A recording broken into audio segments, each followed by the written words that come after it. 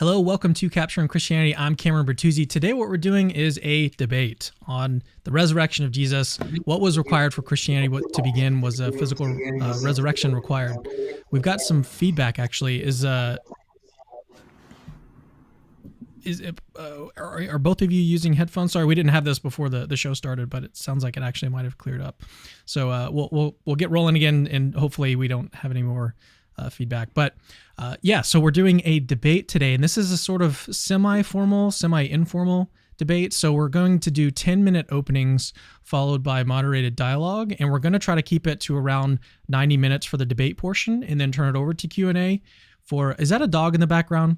It's my puppy. Paul? Yep. Oh my goodness. So I have a soft spot for dogs. My beagle Bella. Yeah, sorry. No. What's her name? Bella. Yeah. Bella.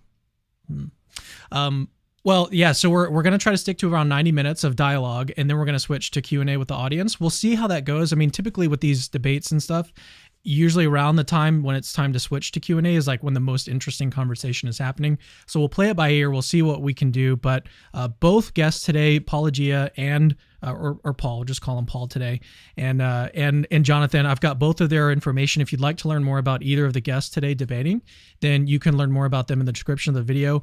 We're not going to do long-winded introductions for either of these guys. We're just going to jump directly into the content, the stuff that you guys are here for. So the way that we've got it formatted, Jonathan's going to go first. He's got 10 minutes to give an opening statement. He's got slides, and then Paul's going to go second. Again, 10 minutes for him, and he's got slides accompanying his presentation as well. And then after that, as I say, we're going to get into dialogue and just have a good, healthy, productive, hopefully productive chat today on the resurrection of Jesus. So we'll see where things go. And usually I'll just say this and then I'll turn it over. I try to stay out of the conversation when I host debates like this as much as possible. So I'll only hopefully interrupt or come in if I need to help move the conversation along. But the goal for me is to stay out as much as possible. Let these guys chat it out. So with that, we'll turn it over to Jonathan. Whenever you're ready, go ahead and start presenting, and then I'll keep a timer, and then we'll move over to Paul, and then we'll do some dialogue. So whenever you're ready. Well, thanks so much. Great to be here. Thanks, Paul, for agreeing to participate in this dialogue. I'm just going to get right in. We're talking about the case for the resurrection, and I'm going to be presenting a Paley-style approach, or sometimes called the maximal data case for the resurrection. So basically, this is the argument in a nutshell. We possess a testimony from apostolic eyewitnesses that Jesus rose physically from the dead and appeared to them alive. We'll talk about some of the evidence for that.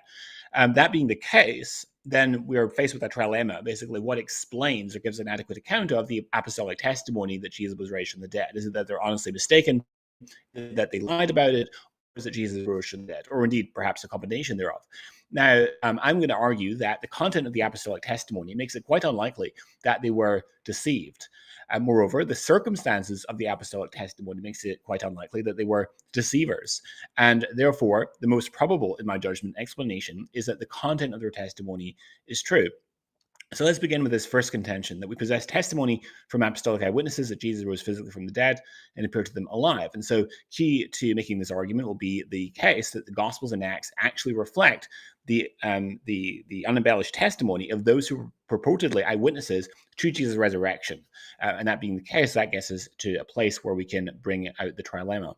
So one category of evidence for the reliability of the Gospels and their grounding in eyewitness testimony is a category of evidence known as undesigned coincidences, where basically you have sometimes two works by different authors intersecting in a way that would be unlikely if one of them were copied from the other, or both were copied from a common source. So, for example, one book we mentioned in passing a detail that answers some question raised by the other. The two records fit together like pieces of a jigsaw puzzle. So an example of this is if we turn over to John's account, chapter 13. This is the account of the Last Supper that Jesus has with the disciples before his death. And it says that in verse 4 and 5, Jesus laid aside his outer garments and taking a towel, tied it around his waist. Then he poured water into a basin and began to wash the disciples' feet. Now, of course, you might wonder, why does Jesus decide to wash the disciples' feet on this particular occasion? Well, we turn over to Luke's account in chapter 22 and verse 24, which describes the same occasion. But Luke, notice, does not mention the foot washing, but does mention in verse 24 that a dispute arose among the disciples as to which of them was to be regarded as the greatest. And so only Luke mentions that dispute that explains why Jesus gave them the object lesson in servanthood of washing the disciples' feet. So John only contains the foot washing episode, and Luke only contains the occasion that gave rise to it. And so you've got this hand in glove fit that I think is best explained on the hypothesis of historicity. Another example, in John's account in chapter 12, it says, 6 days before Passover, Jesus therefore came to Bethany, and that's the night before his triumphal entry into Jerusalem. Although all four Gospels mention the triumphal entry, John's Gospel is the only one that tells us that Jesus arrived in Bethany the night before, and in the morning he entered Jerusalem, and that Jesus approached to Bethany was 6 days before Passover. Now, in verse 12, it tells the next day he enters Jerusalem. Now, if we go over to Mark's account in chapter 11, Mark gives us a different account. He telescopes or condenses a narrative relative to John. He doesn't mention it was the night before that he entered Bethany, and it wasn't until the morning that he enters Jerusalem. But it tells us that when they drew near to Jerusalem, to Bethphage and Bethany at the Mount of Olives, Jesus sent two of his disciples and said to them, "Go into the village in front of you, and immediately as you enter, you'll find a colt tied," and so forth.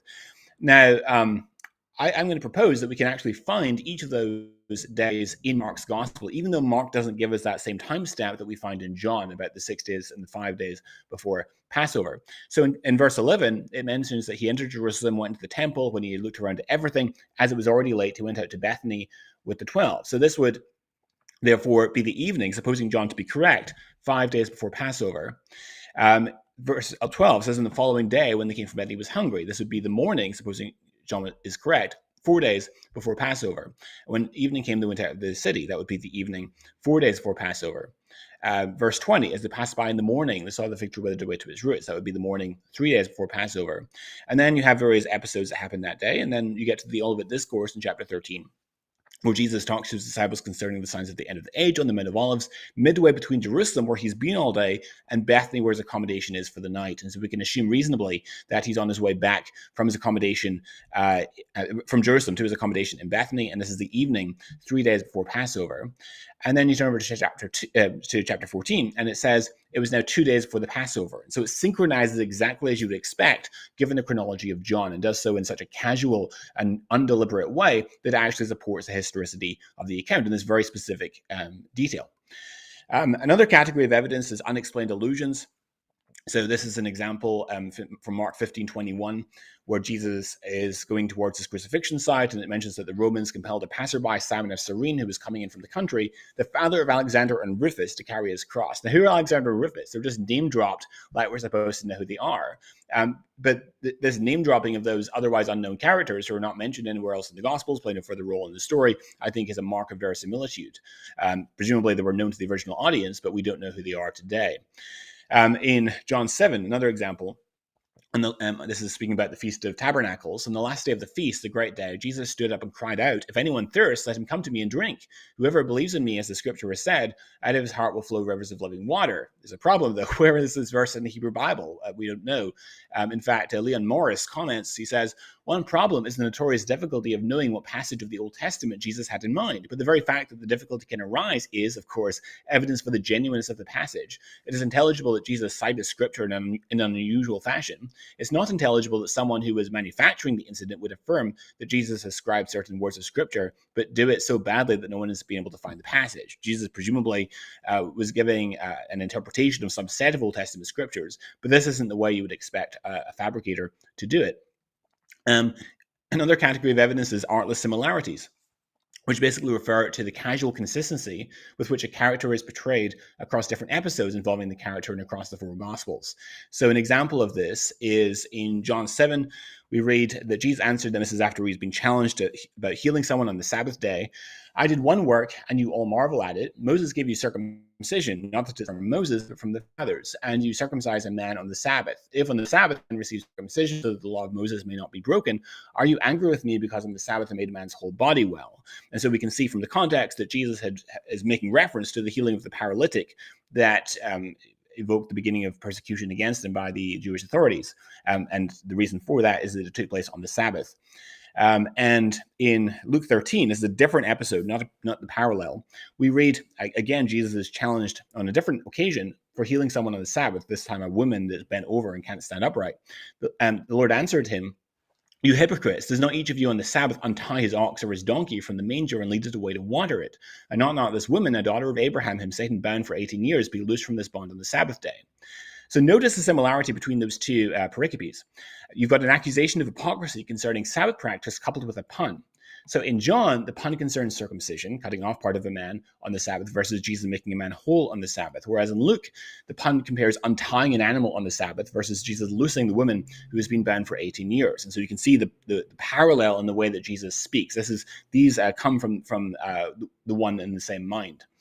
A related example is in Matthew 23, where Jesus says, "Woe to you, scribes and Pharisees, hypocrites, for you tithe mint and dill and cumin, and have neglected the weightier matters of the law, justice and mercy and faithfulness. These you ought to have done without neglecting the others. You blind guides, straining out a gnat and swallowing a camel." So he's basically he's saying that leaders are more concerned about nitpicky matters of their interpretation of the law of Moses, which leads them to weigh out lightweight herbs, than about far heavier matters such as justice, mercy, and faithfulness. And so he's exposing hypocrisy and their misplaced priorities. Concerning the observation of the law.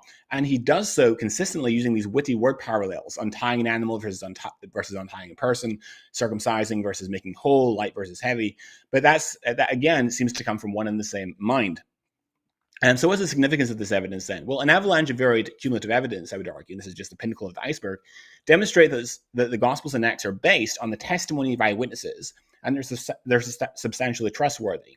And so then we ask, okay, so what's the best explanation for the claims in the Gospels concerning the nature and variety of the resurrection encounters? And I would suggest that the content of the apostolic testimony makes it quite unlikely that they were deceived. We see that they're public. Jesus appears to multiple people at once. Involves group conversations and so forth. They are multisensory. They involve not just sight, but hearing, conversation, touch, etc. They're extended across a 40-day time period. So it's not just simply a confusing episode. It's a sort of testimony about which is quite difficult to be honestly mistaken. Moreover, the circumstances of the apostolic testimony makes it enormously unlikely that they were deceivers. We find that there's a context of persecution whereby the early apostles are willing to voluntarily undergo and endure sufferings and imprisonments and dangers on account of their testimony of the resurrection. Paley summarizes it thusly. He says, "There is satisfactory evidence that many, professing to be original witnesses of the Christian miracles, passed their lives in labors, dangers, and sufferings, voluntarily undergone an attestation of the accounts which they delivered, and solely in consequence of their belief in those accounts, and that they also submitted from the same motives to new rules of conduct." And so in conclusion, I've argued that the Gospels are composed by individuals who are close up to the facts, well-informed, and in the habit of being truthful, and that the Gospels are grounded in eyewitness testimony, that the content of the apostolic testimony makes it enormously unlikely they were deceived, the circumstances of the apostolic testimony makes it unlikely they were deceivers, and so therefore I contend that the most probable explanation is that the content of their testimony is true. Thank you for your attention. Wow, that was very close to 10 minutes. It went about 10 seconds over, so we'll let Paul have those additional 10 seconds as well if you'd like to take them. Now, I did want to mention, though, that I asked both of these guys to sort of limit their opening statements to 10 minutes because I think just the fact that our attention spans are so short these days that I asked them to shorten what they would normally present, say, on their own channels. So if you'd like to learn more about what they argue elsewhere, then please go visit their channels that I've got linked in the description of this video if you'd like to see more of their work. But this is, expect what you're seeing today as a kind of summary of their views. So we're not getting into every single detail, as Jonathan just said. Is like this is just the tip of the iceberg, and same for Paul when he presents. So just wanted to encourage you to go check out their work elsewhere. So, Paul, when you're ready, go ahead and take it away. I'll switch over to your presentation now. Well, in 2015, after many decades of being a devout believer, serving vigorously in ministry, and raising God-fearing children, I began to deconstruct, to deconvert.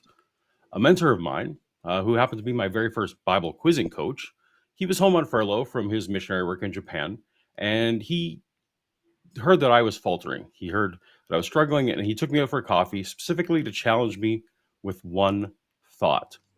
What is the single fact about the history of Christianity that no one can deny? And obviously that is that Christianity exists. Forget the Bible, forget everything else, he told me. Figure out how Christianity came to be, and you'll figure out if it's true. That made great sense to me as a deconstructing person. I took that to heart, and I actually made that my mission. Unfortunately, in the end, I came to a radically different conclusion than my mentor expected me to. All right. Does the existence of Christianity require an actual physical bodily resurrection of Jesus? Is it an absolute, unwavering, unquestionable prerequisite in the same way that fire requires oxygen to burn, or that an animal requires the same to live? This is the central tenet of Christianity, but does Christianity need it to be explained? Well, the obvious surface level observation is that something isn't true just because millions of people believe it. The mere existence of Islam doesn't convince Christians that the Prophet Muhammad met the angel Gabriel in a cave, or the existence of Mormonism alone doesn't convince a Christian that an angel gave Joseph Smith some golden plates, for example. This should be obvious to all. But if you want to say that Christianity is some kind of exception to this, that would be special pleading. But that's surface level and not the kind of thing I expect Jonathan to talk about, and he didn't. Now, vast as it may be, Christianity's impact on Western and global culture was ultimately made by individuals who couldn't personally verify that what they believe was actually true. Accurate belief in a resurrection and sincerely mistaken belief in a resurrection are motivationally identical and indistinguishable from any tool of inquiry. Let me say that again. Accurate belief in a resurrection and sincerely mistaken belief in a resurrection are motivationally identical. So for our question, the last 1800 years or so inform us of nothing. Although virtually everything about them is open to interpretation and debate, as I'm sure we're going to have demonstrated today, one cannot deny the existence of the documents that Christians refer to collectively as the New Testament. Now, our strongest point of agreement today will probably be to accept that at least 7 of these documents were actually written authentic letters by the Apostle Paul. Now, among those was his first letter to the church in Corinth, and in that 15th chapter of that said letter, Paul counts himself among the believers who saw Jesus after he died. That said, it's my understanding that Jonathan and I both agree that this passage alone is insufficient to be dogmatic about the nature of those appearances and whether they necessarily reflect physical bodily interactions. But from those undisputed letters, it's also undeniable that some form of Christianity predated Paul's conversion, right? Paul had to persecute someone. There were Christians around. And these earliest Christians didn't become Christians because of the Gospels. Because the first Gospel, the Gospel of Mark, wouldn't be written for decades after this. So no, these first converts believed because they were told stories that they found compelling. But every religion that begins to exist must have a cause. Whether that resurrection actually happened or not, it's undeniable that at least one person started telling stories that Jesus rose from the dead. Now, that very first story, by that very first person, fell somewhere on the spectrum of completely reflective of reality to completely in error. At the same time, the teller was somewhere on the spectrum of completely sincere down to completely disingenuous. For Jonathan to demonstrate that the bodily resurrection of Jesus is required for Christianity, it's not enough to show that the single point of convergence of the absolute accuracy and absolute sincerity is what happened, or is even probable, or even what's likely. No. Jonathan would need to show that all the other points on this graph are impossible. Because if any other point on this graph is possible, then the bodily resurrection of Jesus is not required to explain Christianity. Now, I see no reason that even full-on dishonest fabrication could be eliminated, but for years, I've been asking apologists how they can eliminate a hypothetical of a single individual who is sincerely mistaken about Jesus rising from the dead. I hope that Jonathan can enlighten me today as to how such a scenario lacks explanatory power. Now, what of these so-called Christian martyrs? Individuals who died horrible deaths for claiming to have seen resurrected Jesus. Unfortunately, the Christian me who went off on this quest was mortified to find that there is no solid evidence for any such person, or even the watered-down claim of being willing to suffer. I'm looking forward to talk about more of this, but Jonathan mentioned his slide, so I look forward to talking about this more if Jonathan wishes. And what are the Gospels? The four accounts that evangelicals assert are eyewitness testimonies of Jesus' resurrection. Once again, Christian me was devastated to find that the evidence for traditional authorship is built on the flimsiest and meagerest and late church tradition, nothing more. Undeniably, the stories about Jesus were passed around verbally for the first few decades. In a form of literary evolution, the phrasing and the details that were most convincing were the ones that earned converts, and therefore were reproduced by being told again, perhaps with slight embellishments each time to add verisimilitude or to answer objections that might be raised. This was the oral tradition that predated the Gospels. Now, eventually, the author of Mark wrote some of these stories down. Later on, the authors of Luke and Matthew decided that Mark needed to be improved, so they put out their versions. And many years later, John, the author of John, who was well aware of all the documents that came before him, created his own version. Now, I have found nothing in these four accounts that requires an actual bodily resurrection to have happened to explain the book's existence. In the past and today, Jonathan has leaned into an apologetic called undesigned coincidences, the notion that subtle hints in disparate documents are unintentionally affirming. I confess that I have been dismissive of this particular apologetic in the past, if only in part because even Christian me, found this to be straining credulity. Far from needing custom ad hoc rationalizations for each one, each example to me is clearly one or more of literary dependence, harmonizing established tradition, which may well even have historical kernels, pure speculation, or even actual coincidence. So, but to remain today's discussion, I would love to know, and I'm sure we'll get into this a lot, if we add up all the undesigned coincidences and undesigned illusions and all those things, if we add those all together, all the ones in the world, how does that add up to Christianity requiring a resurrection as opposed to being a best example? I'm looking forward to hearing how. So in summary, as far as my evidential journey has taken me, I've found no aspect of church existence, no aspect of church history that requires a resurrection. If you find a resurrection to be plausible or even probable or preferred for whatever reason, that's all well and good. But I trust that the intellectually honest among those listening today will come to realize that Jesus rising is not the only narrative that fits all the facts. Thank you. I thought you were going to read that last bit out loud because I'm not reading. You used the by the way. Okay. Well, yeah, I was also going to comment on the fact that like your lights and the way that you design you clearly have an eye for the aesthetic. Well, I'm just trying to ingratiate myself. I'm on enemy territory here, so had to do what I could.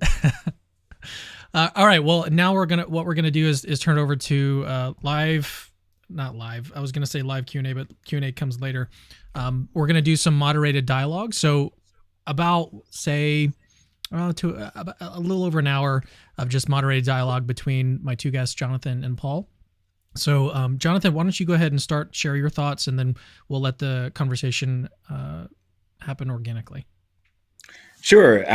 So I'm wondering about your use of the word required and what you mean by required. I mean, when I put forward my case for the resurrection, I'm arguing that the resurrection is the best explanation of the dead. I'm not arguing that it's logically necessitated by the evidence. So what do you mean when you say required? Well, that's a good question. That was actually why I asked for this particularly to be the question that we were discussing about, does Christianity require a resurrection? Because oftentimes I hear apologists put forth that, all the other explanations they dismiss them as silly or ad hoc or whatever. And they kind of treat every other naturalistic explanation as if it's completely dismissed. Not just, I know you might be more subtle, but not just that we can dismiss all of those. Well, the resurrection is, literally the only one that fits align with all the evidence. So they want to point to different things and say, well, this rules out swoon theory, or this rules out disciples stole the body. And a lot of those I'm actually okay with. What I wanted to hopefully get to today was either to some kind of agreement that there are naturalistic explanations that fit all the evidence, or more interesting to me, that would mean I'm correct in my hypothesis, but more interesting to me is if I'm wrong, what about the evidence completely dismisses the idea of, so for example, a single individual who is sincerely mistaken. Does that kind of answer that? So obviously, I'm going to agree that there are naturalistic explanations that "quote unquote" fit all the evidence, in the same way that I would agree that there are explanations that are consistent with the young Earth that fit all the evidence. Even though you and I would both agree that young Earth creationism is not a plausible perspective on the natural sciences, but I mean, you can make any set of data. You can make any explanation fit any set of data if you invoke enough auxiliary hypotheses and so forth. And so the question that we really want to know is, what is the best explanation, or what explanation fits the evidence best, not whether there's a possible alternative scenario. Okay, so so I'm clear. So you're on record as saying that there are naturalistic explanations that are rationally plausible. No, I said that are possible. So okay, when you use the word required, it seems to me that you're using it in a very rigorous deductive sense. That it's possible that the universe was created 5 minutes ago with an appearance of age. I just don't think it's a plausible explanation. Solipsism is possible logically. I just don't think it's plausible. So you're going to go with me that there are naturalistic explanations that are possible and yet still fit. Even if you no matter how unlikely, they still fit all the data. You're with me that far? To the extent that you would also agree with me, I'm sure that there are young Earth scenarios that can be made to be consistent with all the evidence. It's just it doesn't mean that they're plausible. I'm not sure. I've yet to come across a young Earth scenario that that there isn't some scientific piece of data that they're leaving out. And I guess that's kind of where I'm hoping for today, is for you'll point out to me, oh well, if you really took this into consideration, or if you looked at that, naturalistic explanations of the resurrection can't work. Okay, well, we can move on then, because I it seems to me that you're using the word required in an absolute deductive sense, and that's just not the standard of evidence that we really engage in any other field of historical inquiry. I mean, we look for the best explanation, the most probable explanation. So let's go there for now. Let's talk about what you think of the things that I put forth. Which things make your explanation? No, I actually want to go back to what you said, that you didn't agree that natural explanations are plausible. So what about people who are sincerely mistaken is implausible in your view? Yeah, so I think that is more plausible if one is taking a minimal facts approach to the resurrection, and we that we are aligned in our criticisms of the minimal facts approach. And the criticism that I have, and I think you also have, is that if we can't say with confidence what the resurrection experiences are supposed to have been like, it's very difficult to say much with confidence about the rationality of the apostles' belief in coming to believe that the resurrection is the best interpretation of what they saw, right? Because if you just go with 1 Corinthians 15, there's a number of different types of experiences that are compatible with what's described in 1 Corinthians 15. You could have a non-speaking Jesus, or one that appears very briefly, momentarily, for a matter of moments and disappears, or one that's seen at a great distance, or it could even be taken as disconfirmatory of the bodily resurrection. If you have like a hovering Jesus that you move your hand towards him and your hand goes right through him and so forth, that would be disconfirmatory evidence of a bodily resurrection. So I don't think the minimal facts approach is going to cut it when it comes to making a robust argument for the resurrection. But I think that the approach that I take, which is the maximal data approach, is far stronger and far more robust in ruling out and excluding the hypothesis that the apostles were honestly mistaken. And that is because, as I said in my opening statement, the sorts of experiences, the types of experiences of which we read in the Gospels and Acts, supposing that they do in fact reflect credible eyewitness testimony, is a sort that's very difficult to be honestly mistaken about, because, as I said, they're multi-sensory in character, involving multiple sensory modes, group conversations, eating with Jesus on more than one occasion, including an occasion when he cooked breakfast for them, is extended across a period of 40 days and involves group conversations and so forth. So anything to say to that? So yeah, so I guess for me, you're making a vast leap that I'm not willing to take with you. That the authors of the books were people who were eyewitnesses, or as far as I'm concerned, I don't even think we have evidence that they were connected to eyewitnesses. I know you do, but so you've made a bit of a leap there by saying, well, they couldn't because of multimodal and because all these things they couldn't be mistaken.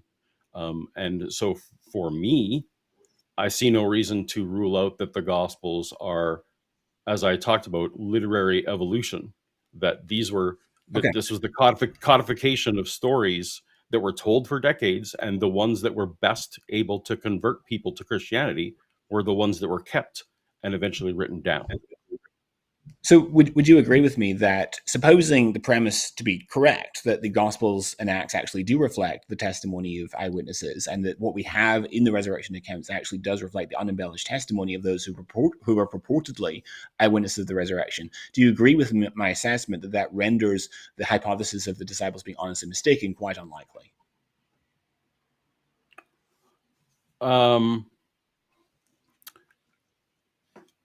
I guess that depends on who you think wrote them.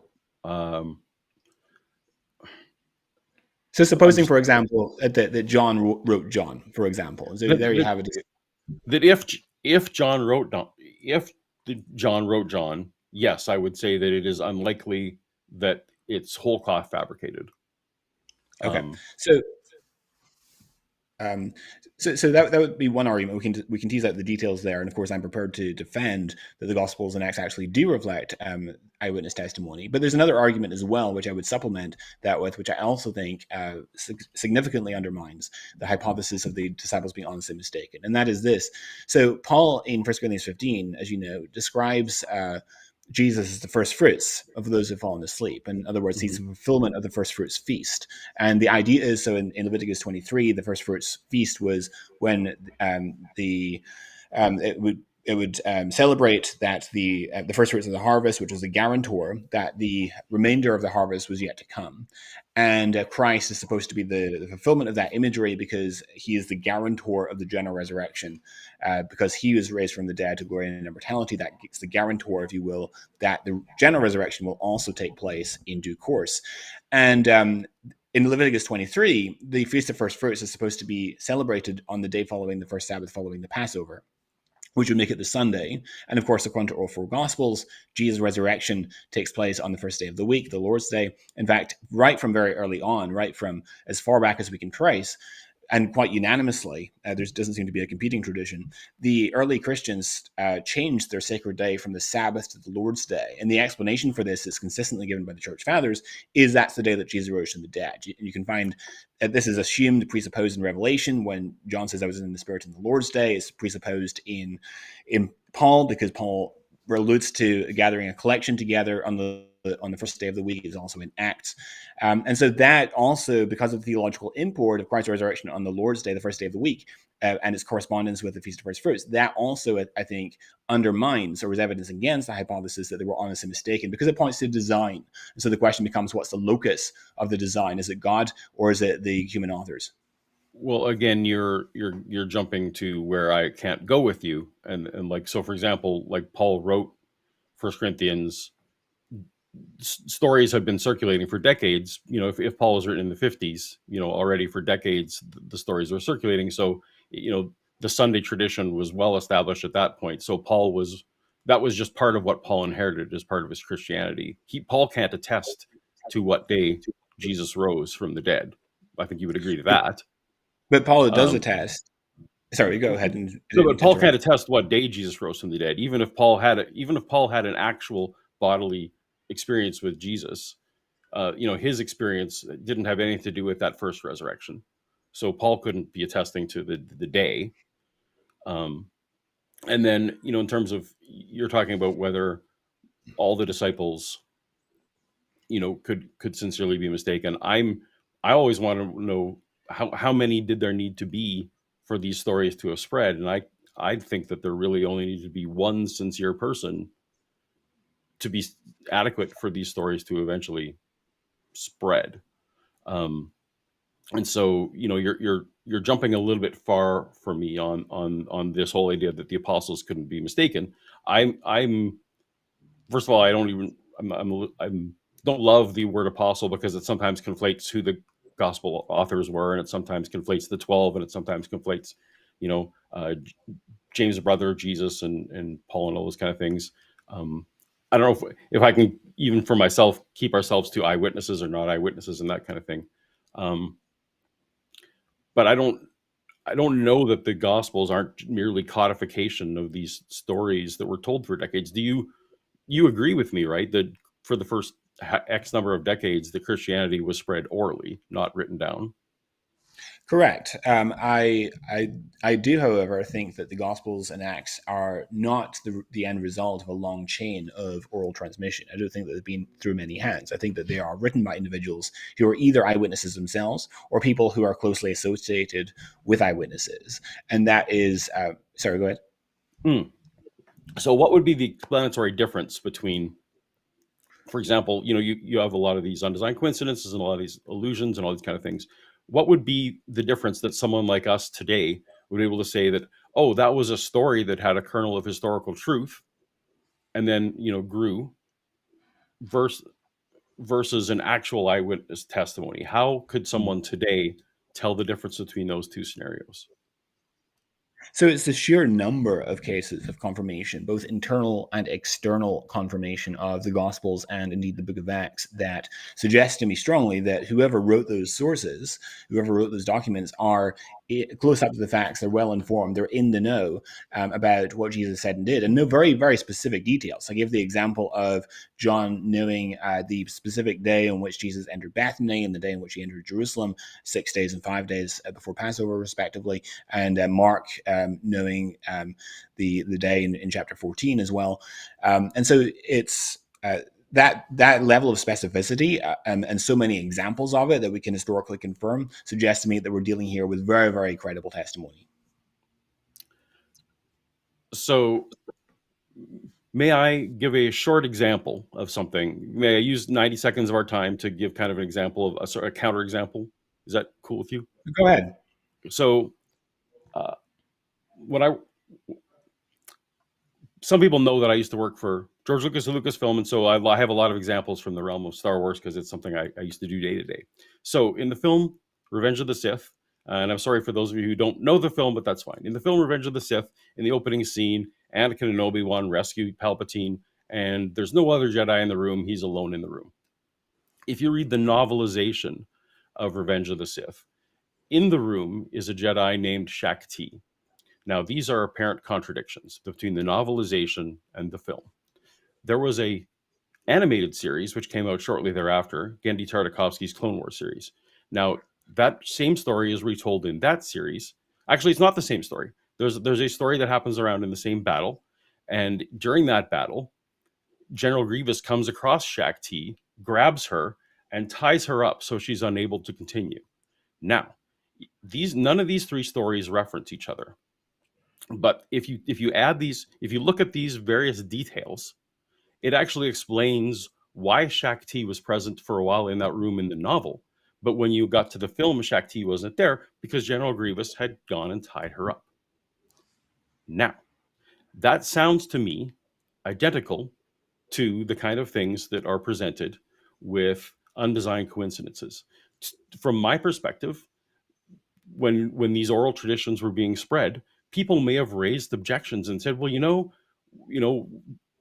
what day did that happen? They would have been pressing each other on details. And the fact that these details became part of the oral tradition, because some people would have been asking probing difficult questions, I think a lot of apologists want to assure to me that probing difficult questions were being asked of these eyewitness stories, that these various details would be added for verisimilitude, added to make this story make sense. And of course, it's the stories that survive, the stories that are most convincing, those are the ones that hold on. I don't see what it is about these undesigned coincidences that are different than that. I know you've responded to me before, and I've, people point to synoptic problem, and I know we kind of wave our hands as a synoptic problem sometimes with these undesigned coincidences. Can you help me out with why someone who's skeptical of these things should opt for your very favorable, assuming that the Gospels are true and finding these details, versus someone like me who says, look, designed or not, whether the grass was green or not, the people knew kind of what the seasons were. And that just seems like it becomes part of oral tradition and adding details. How can I tell the difference between those situations? Sure, good question. So it's a mark of casualness. I think is a hallmark of verisimilitude. It's the casualness and artlessness. So and so to take one example, I gave the example in my opening statement concerning the 6 days before Passover in John 12.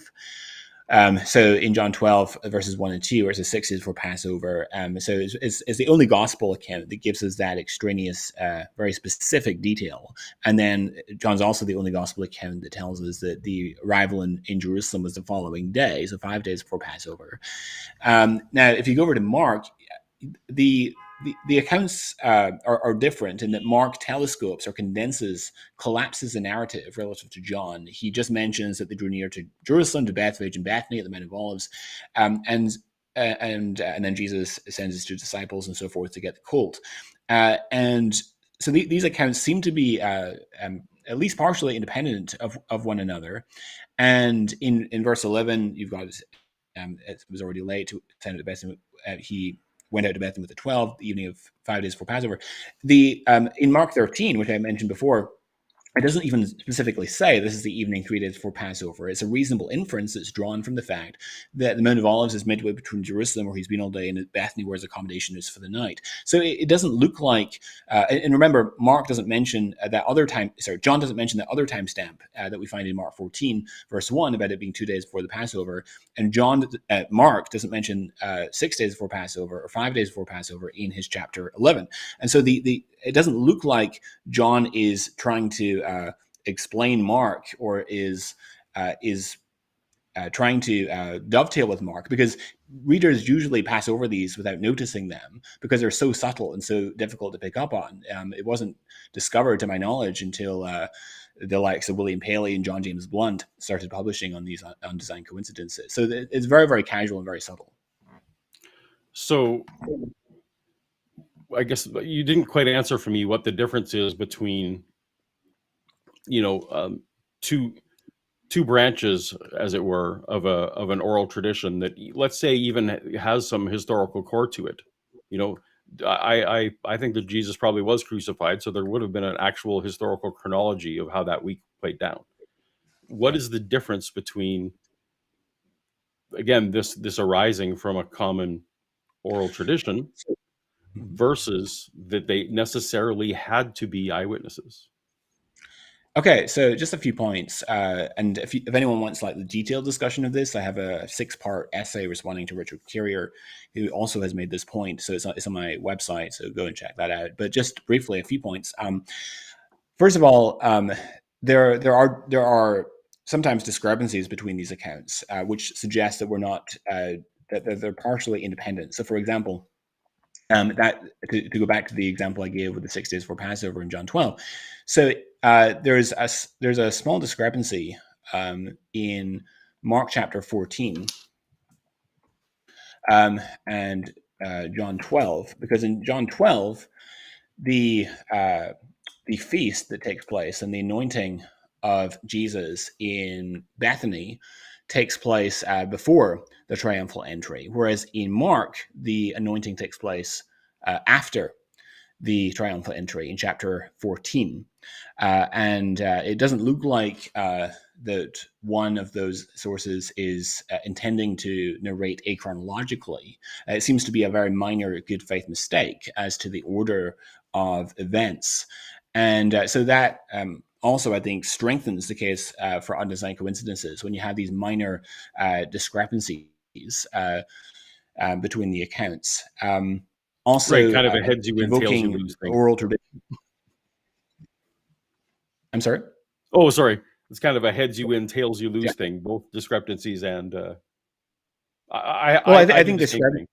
Both discrepancies and differences, both discrepancies and collaboration are both evidence. It seems like, but Well, I actually do think that discrepancies, genuine discrepancies, and I think that would be one strong candidate for a genuine discrepancy between Mark and John. I do think that they have multiple epistemic vectors. So it is negatively relevant to the reliability of the text, but it also is positively relevant in another sense, in that it points to independence, and so it supports independent attestation, and also I think it bolsters the undesigned coincidences found in those narratives. So does that make sense? uh, it doesn't.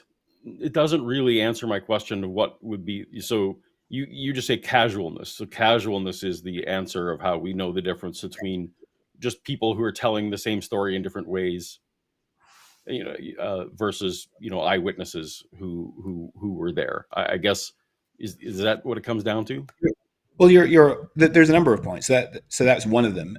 You're also invoking an additional hypothesis that we don't have independent direct evidence for. So you're saying that there is some underlying source that we don't have that contained both of those details, and one just preserved one and another source preserved the other. Well, I'm not talking about a source per se. You agreed with me that these things were passed on person to person for several decades. Correct. I think there was oral tradition. Right. But that oral tradition need not have been unified to the extent where it was like being recited. They made creeds for a reason. They made creeds to make short versions. When they were telling the long versions, are you proposing that they told them exactly the same way every time? Again, it's the mark of casualness.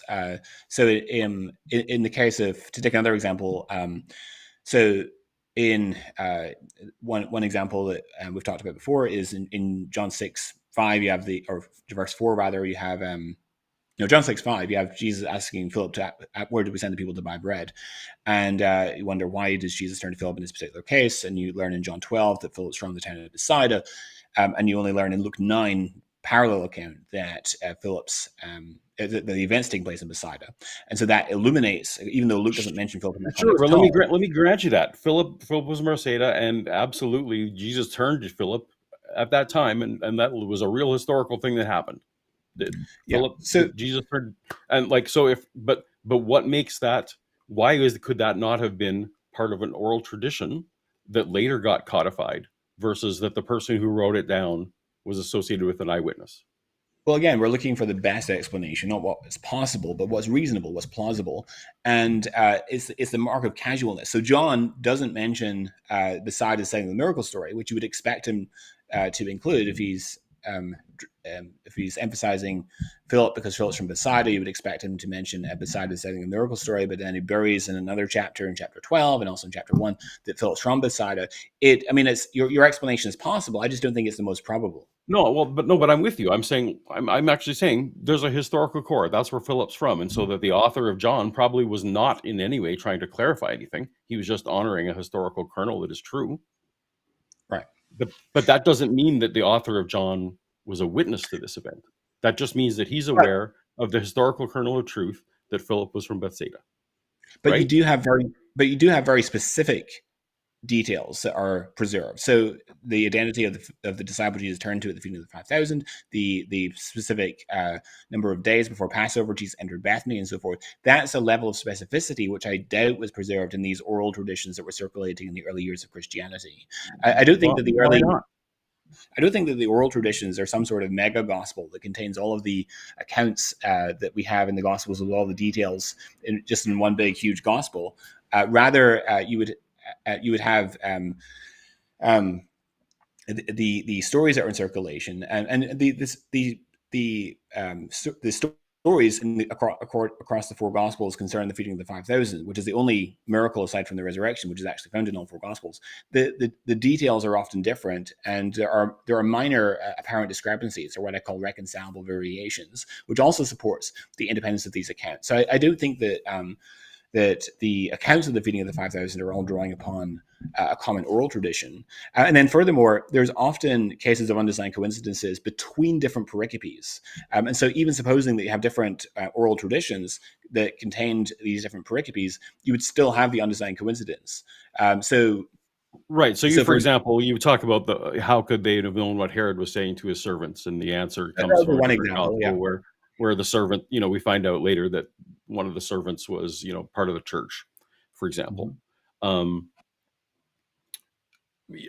To me, like that, I listed some general categories you found. That sounds like it fits nicely, but it is still speculation, right? We don't really know.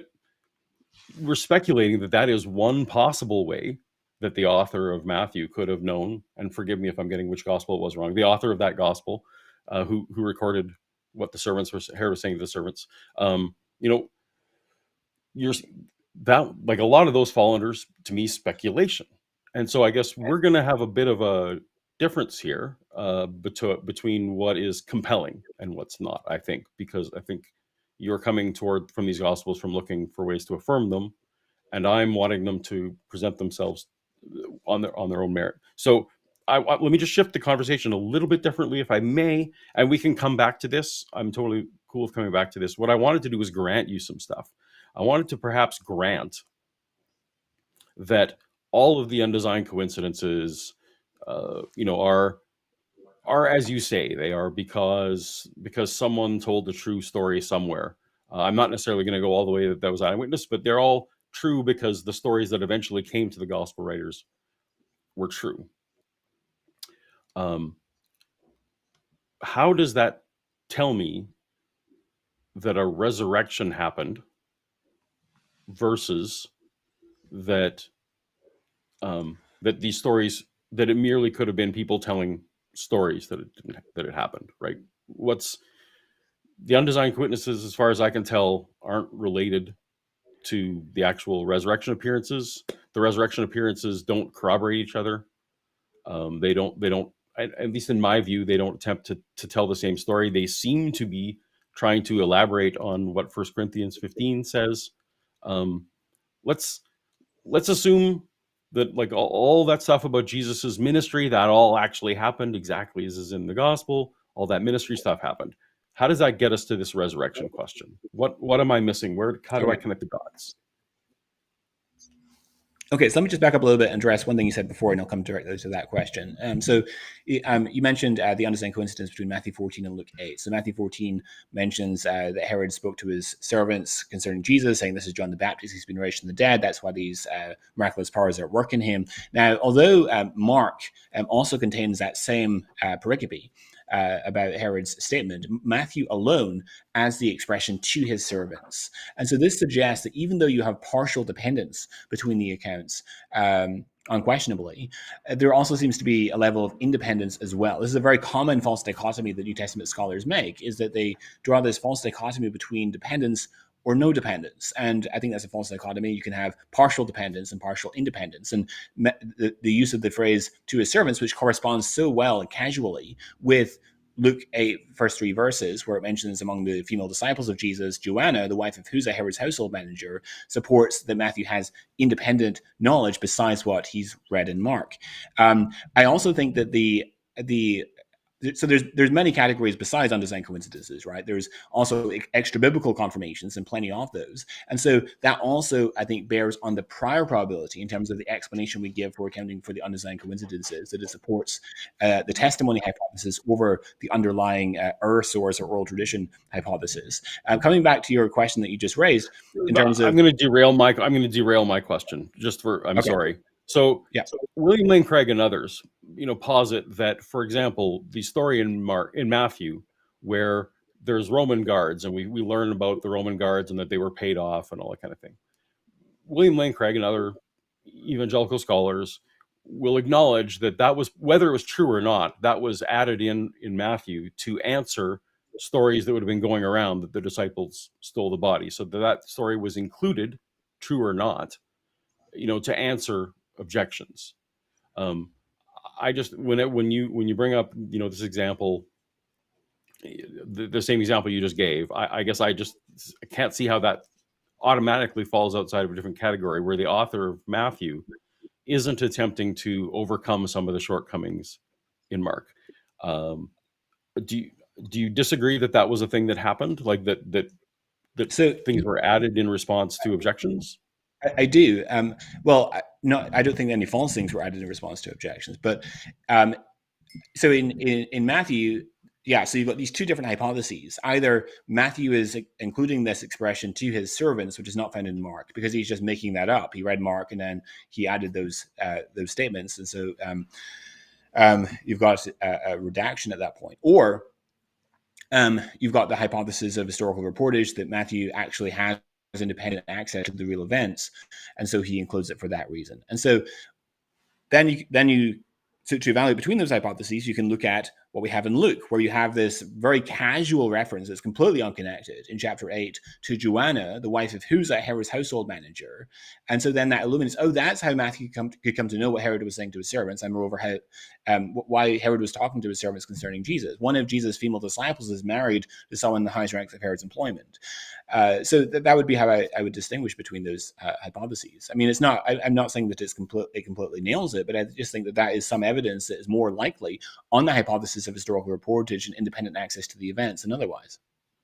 Okay, I will let that one sit. I'm sorry to interrupt the answering of my own question. Do we both remember what it even was? Yes. So you asked about what if you grant all the, for the sake of argument, all my historical confirmations and so forth, what does that do to the resurrection hypothesis? And I do think that it's epistemically relevant because, as I said in my opening statement, it gets us to a position where we can lay out the trilemma and decide, okay, so when it comes to any witness testimony, whether we're talking about a sexual assault allegation or witness to a miracle, whatever it happens to be, there are basically three broad explanatory categories that could give an account of why the person made the claim that they did. One is that they're honestly mistaken, one is that they lied, and one is that they're telling the truth. And in some circumstances, you could have a combination thereof. And so we have to assess those. And for the reasons I've already discussed, I don't think it's likely that they're honestly mistaken. If we grant that the Gospels and Acts actually do reflect eyewitness testimony, which the evidence is that I've adduced and that you're granting for the sake of argument, I think provides compelling argument for.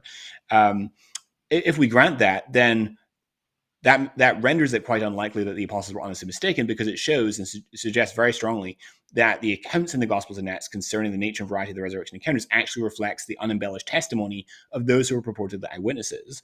And then, of course, you've got the context of persecution, which also provides evidence that confirms the sincerity of the apostles, and so renders the resurrection the most probable explanation of the pertinent facts. So walk me through. So I'm going to Spider-Man fallacy here for a minute. I'm going to ruin myself with my terrible argument of our Spider-Man fallacy. So I guess I don't get how all the having a bunch of mundane facts that line up with things gets me to, because I'm not granting that the whole book is true. What I was granting is that all the little individual details, all the individual alignments, were go back to a historical core, not necessarily that the eyewitness wrote it. Because I don't, even you wouldn't say that Mark or Luke, for example, were eyewitnesses. They were reporting what was told to them, right? There's at least secondhand reportage. So they are secondhand, but I would argue that they're very close up to people who were firsthand. Cool. Yeah. I don't think so, but that's neither here nor there. I mean, but I guess I can still grant that all those little details go back to historical cores, that that the life of the ministry of Jesus was documented in a way that was well documented.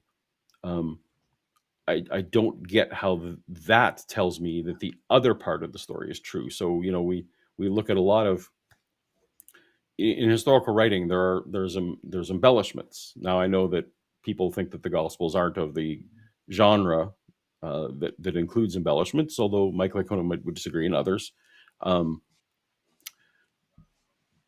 Why am I to think that that all those other details are to tell me that the resurrection actually had to happen versus someone could be sincerely mistaken about it? For the reason I gave previously, in terms of it's that they were that you think that they were the authors were genuinely trying to be reliable.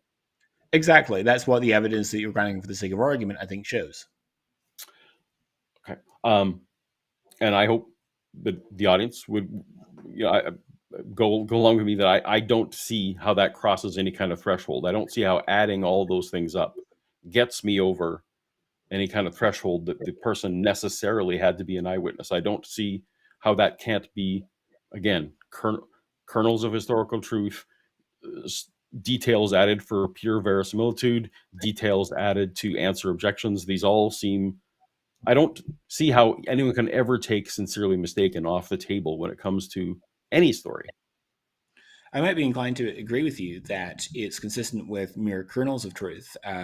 If it were the case that there was only a small sample of examples of these sorts of historical confirmations, but there are scores and scores of them, crisscrossing the documents, crisscrossing the Gospels and extra biblical secular sources, crisscrossing Acts and letters of Paul, crisscrossing Acts and external secular sources, unexplained allusions, the artless similarities I talked about. I mean, there's just so many of those, and they often involve very particular, minor, peripheral details that, in my judgment, the best explanation is that these actually do reflect historical details, historically true facts. And there's an inductive argument that, given that there's so many points of the where you can actually confirm and historically cross-check these sources, that provides an indirect inductive justification for thinking that the sources as a whole are substantially trustworthy and that they are actually trying to accurately represent what happened.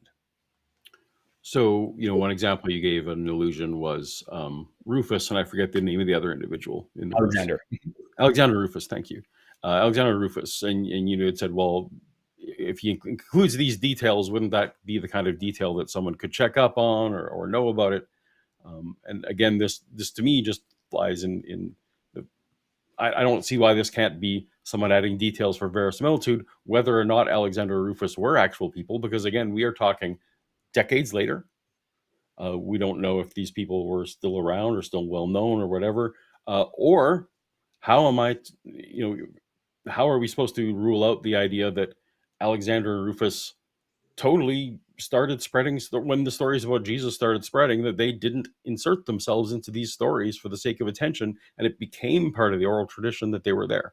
I guess, like, for me, these are just constantly things that I don't understand why I'm supposed to value that they were eyewitnesses versus these other very plausible to me reasons. And I don't need to come up with them each ad hoc. They're like the categories I gave, they all seem to possibly fit in. But I think that's just going to be a difference between us, how well we value those details. But you did mention martyrs, and I would love to talk about where we agree or disagree on martyr testimony. Are you okay shifting away to that for a while? Sure. Can I just comment on what you said first? Absolutely.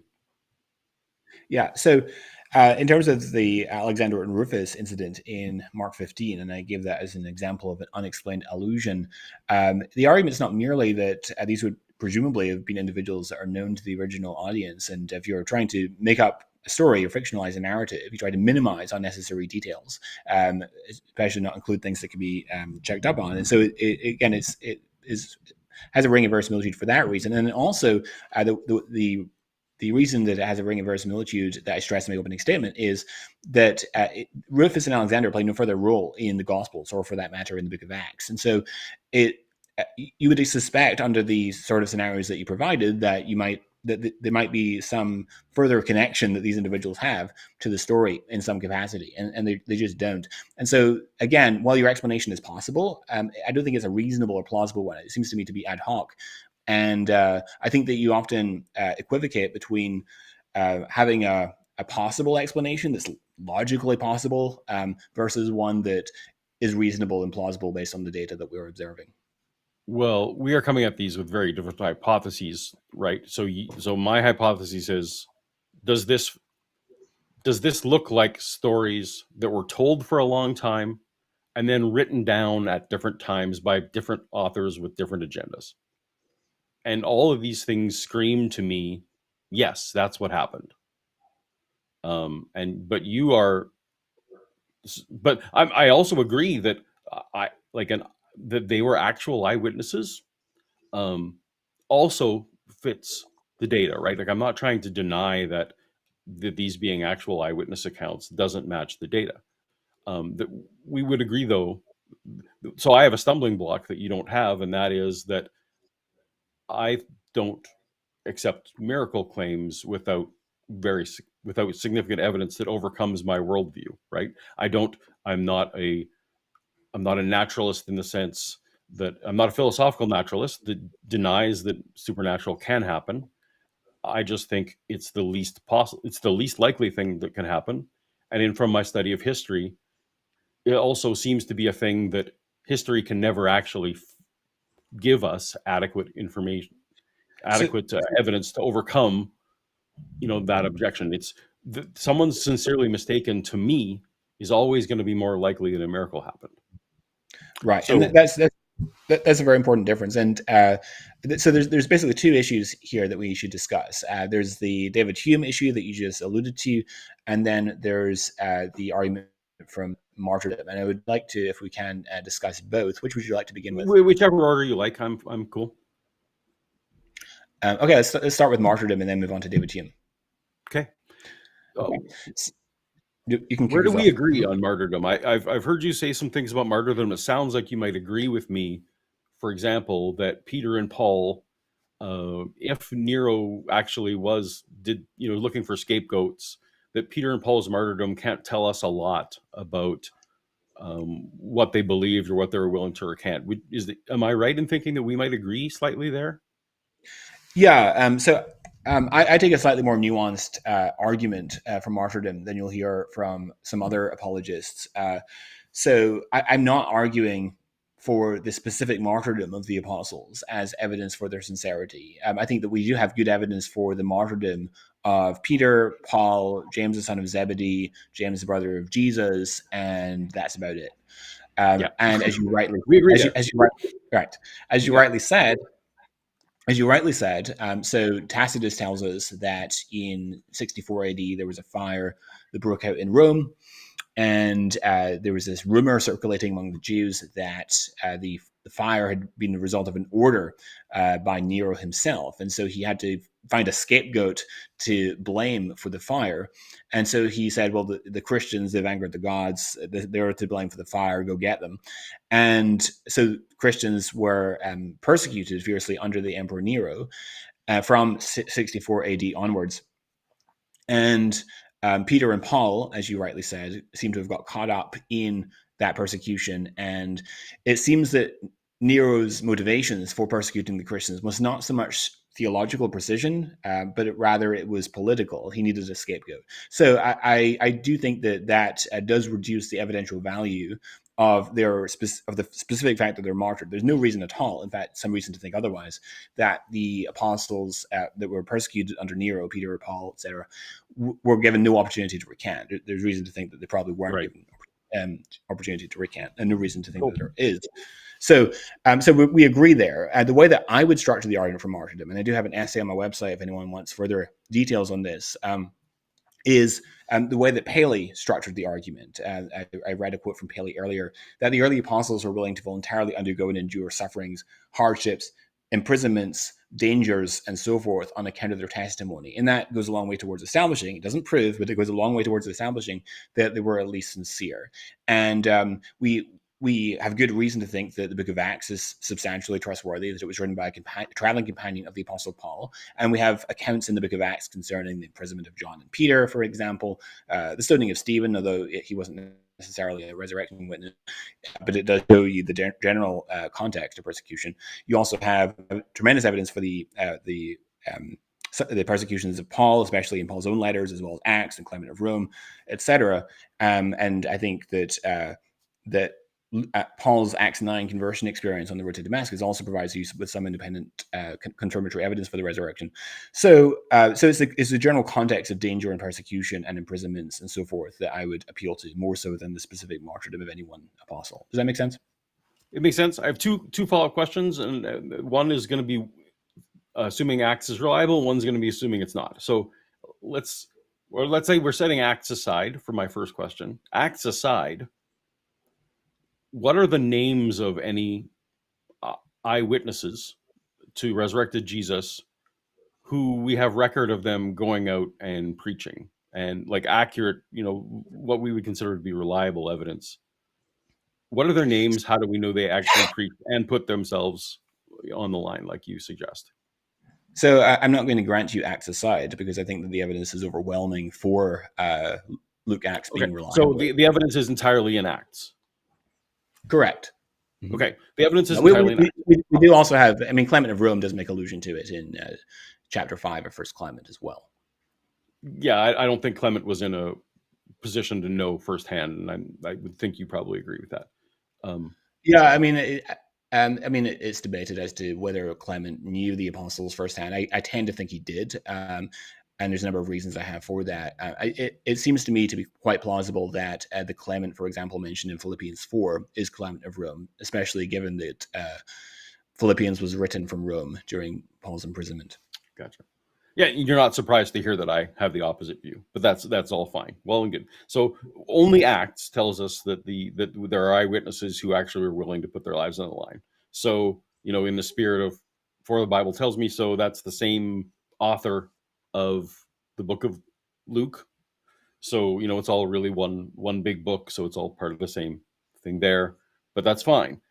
As far as I can tell in the book of Acts, after around chapter 4, the apostles, the 12 disciples, the 12 people, and even if we include Matthias, right, who replaced Judas, they kind of disappear from Acts, save for Peter and John. Would you agree? Correct. So you're not making, I assume you're not saying that any of those are ones that you would name by name to say, well, that person was willing to suffer and die, right? Because we don't know what happened to them. So as I said before, the nuanced argument that I'm going to make for martyrdom is to do with the general context of persecution. We can't give specific examples. I mentioned Peter but and I just John, even willing to die. Like, I don't know that Bartholomew did anything after chapter 4. But the early apostles who wrote the gospel authors who relayed the stories, or the ones from whom the stories came concerning the resurrection, they certainly were proclaiming the resurrection of Jesus, and they were willing to be persecuted on account of that. And when they're given the general persecution against the early Christian movement, the ones who are going to be most subject to persecution are the leaders of the Christian movement, which would include people like Peter, Paul, James, the brother of Jesus, John, and so forth. And we do have records in the book of Acts of Peter, John, Stephen preaching, Paul, and James, the brother of Jesus, and so forth. And James, the son of Zebedee, of course, is beheaded by Herod Agrippa in Acts 12 as well. Right, but so we talked about those 4 as martyrs, and I guess you didn't even want to. You wanted to go to the willing to die argument. And like, do you add any new names to this list by going to the willing to die argument? I gave you various names just a moment ago. I thought it was just the same 4 names as the martyrs. I thought it was just you just said James, brother Jesus, Paul. Peter, okay, so I'd also add John. So John is also in prison. Cool. Right? All right. So I actually am with you on. John needs an explanation. Because John was there in Galatians, right? He met Paul, so John needs some kind of accounting. So I guess I'm just not seeing where this willing to die argument gets me further along than if I just accept that Acts and Luke are reliable. I've got the resurrection already. So I guess I'm unclear as to how. What? Sorry. It doesn't follow. It doesn't follow logically. So I'm not making a circular argument that the resurrection account is reliable, therefore Jesus rose from the dead. Of course, that the resurrection account is reliable, Jesus rose from the dead. And Dale Allison, as you know, in his book on the resurrection, charges the maximal data theorists like myself with that sort of begging the question fallacy. And sure, and I guess I wasn't trying to say that. I guess I was wanting to know what this willing to die adds. Like, let's say I'm already on board. If I'm already on board with these are reliable documents, do I actually even need the willing to die argument? Doesn't seem like I do. Yeah, so let me express the argument again, so you can see what I'm actually saying. So I'm saying that what we have in the Gospels actually reflects eyewitness testimony. If that's the case, that doesn't necessarily entail the resurrection. This is a very common objection, Okay. technically correct, that atheists will make against the maximal data approach. That demonstration of numerous mundane facts in the Gospels doesn't entail the resurrection took place. I completely agree with that. However, Awesome. Good. it is epistemically relevant to whether Jesus rose from the dead for the reason that I gave in my opening statement, namely that it gets us to a place where we can run the trilemma to see which best explains the nature and variety of the claims concerning the resurrection that we find in the Gospels and Acts. And as for the reasons have given already, I think the resurrection is the best explanation thereof. Okay. So you gave me the names of the people willing to die. You gave me those 5 names. Is that am I right? And did I hear correctly that you gave me 5 names? And indeed that there's a general context of persecution. But yes. Oh, I'm totally on board with the context of persecution. I guess Right.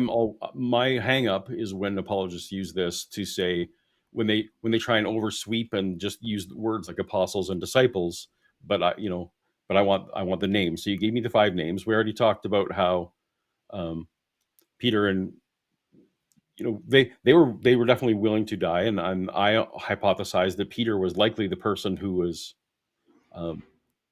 sincerely mistaken. Is it so to you? Is it completely implausible that 5 people could be sincerely mistaken?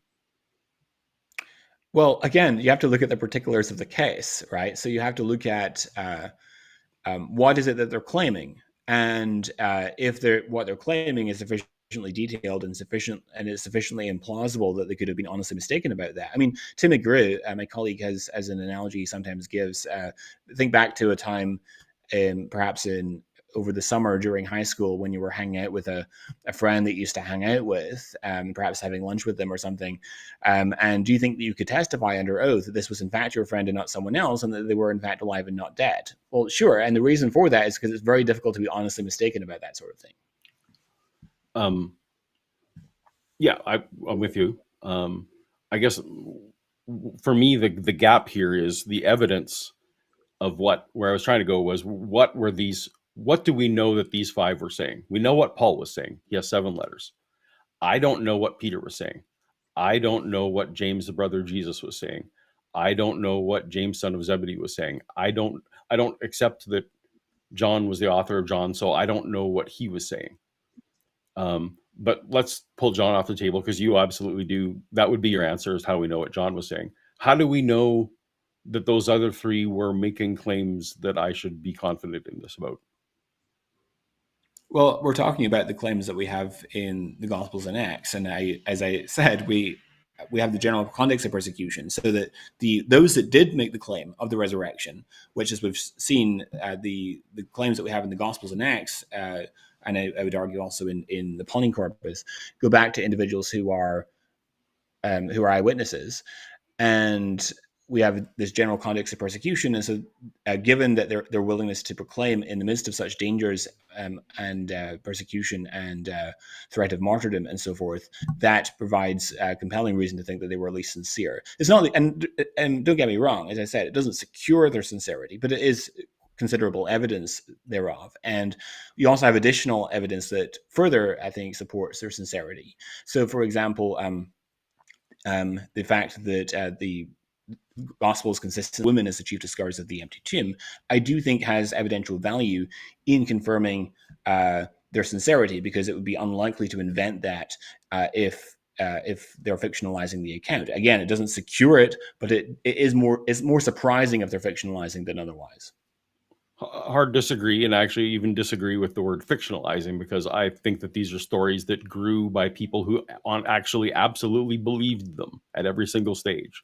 I think that is the best hypothesis, that everyone was sincere, but they were adding on details to win their friends over. Like that's sort of where I'm at. But I don't want to get off the fact that, how do I know what James, the brother of Jesus, was teaching? Like, I don't think the book of Acts tells me.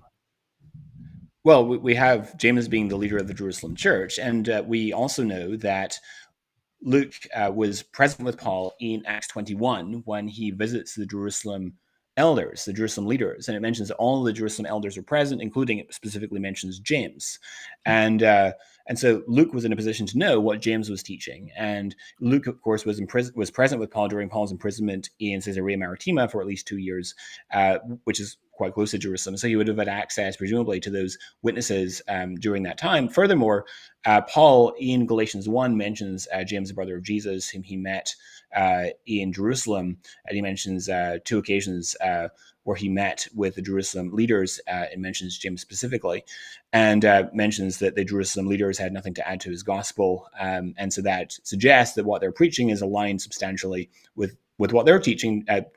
Paul is the appointed apostle to the Gentiles, whereas they are preaching to the Jews. I actually think that these men added nothing to my message means entirely something different, and that Paul is very proud of the fact, he says a few verses before that no human told him what his message was. And I'm with other people who take that passage as saying these men added nothing to my message means that the right hand of fellowship doesn't mean that they agreed on what it was. That's all aside. So I lost my way. So but to just quickly respond to that. So we look at other texts, though, when Paul is talking about Peter and James and so forth, and we can see further that further supports the interpretation that I'm giving.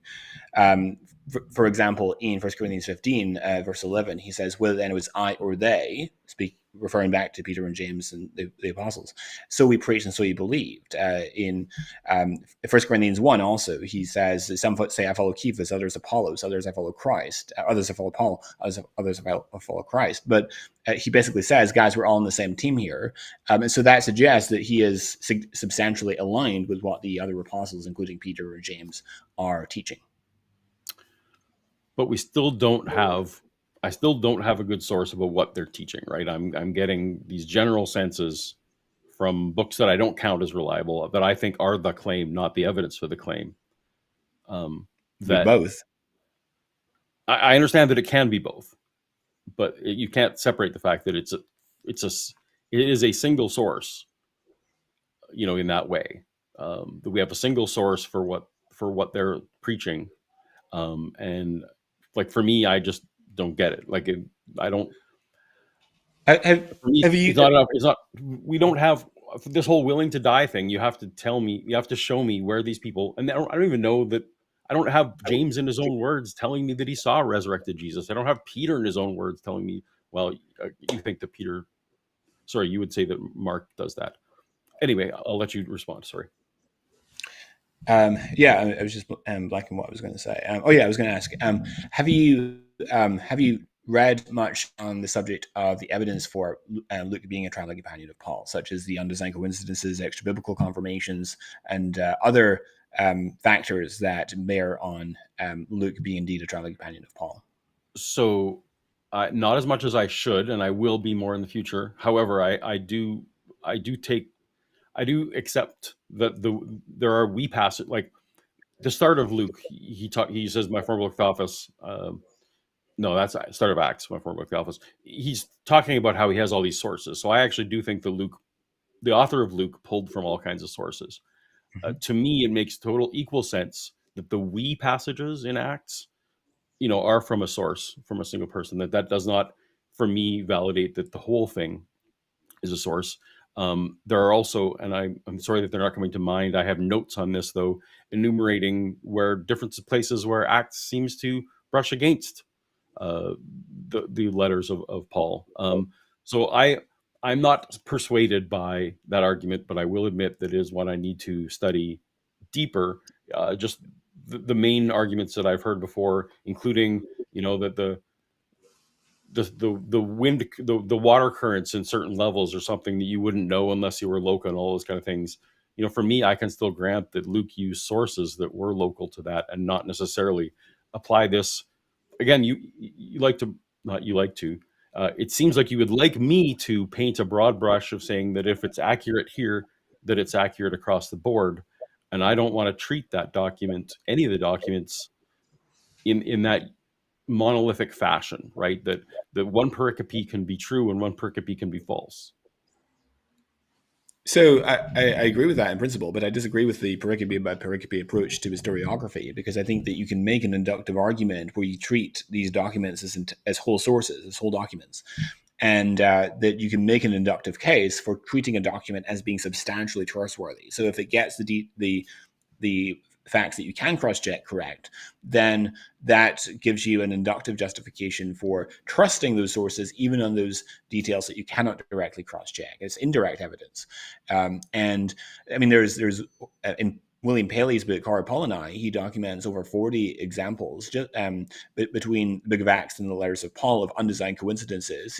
You can also, if you read Colin Hemer's work, The Book of Acts in the Setting of Hellenistic History, he gives 84 details in Acts that are historically confirmed extra biblically, that support that the author really knows what he's talking about in terms of the culture, customs, religion, geography, and so forth. And we're not talking about big picture details like who was the emperor at the time, things like that. We're talking about very minor and very specific details that are hard things to get right, and therefore support the historicity of the narrative.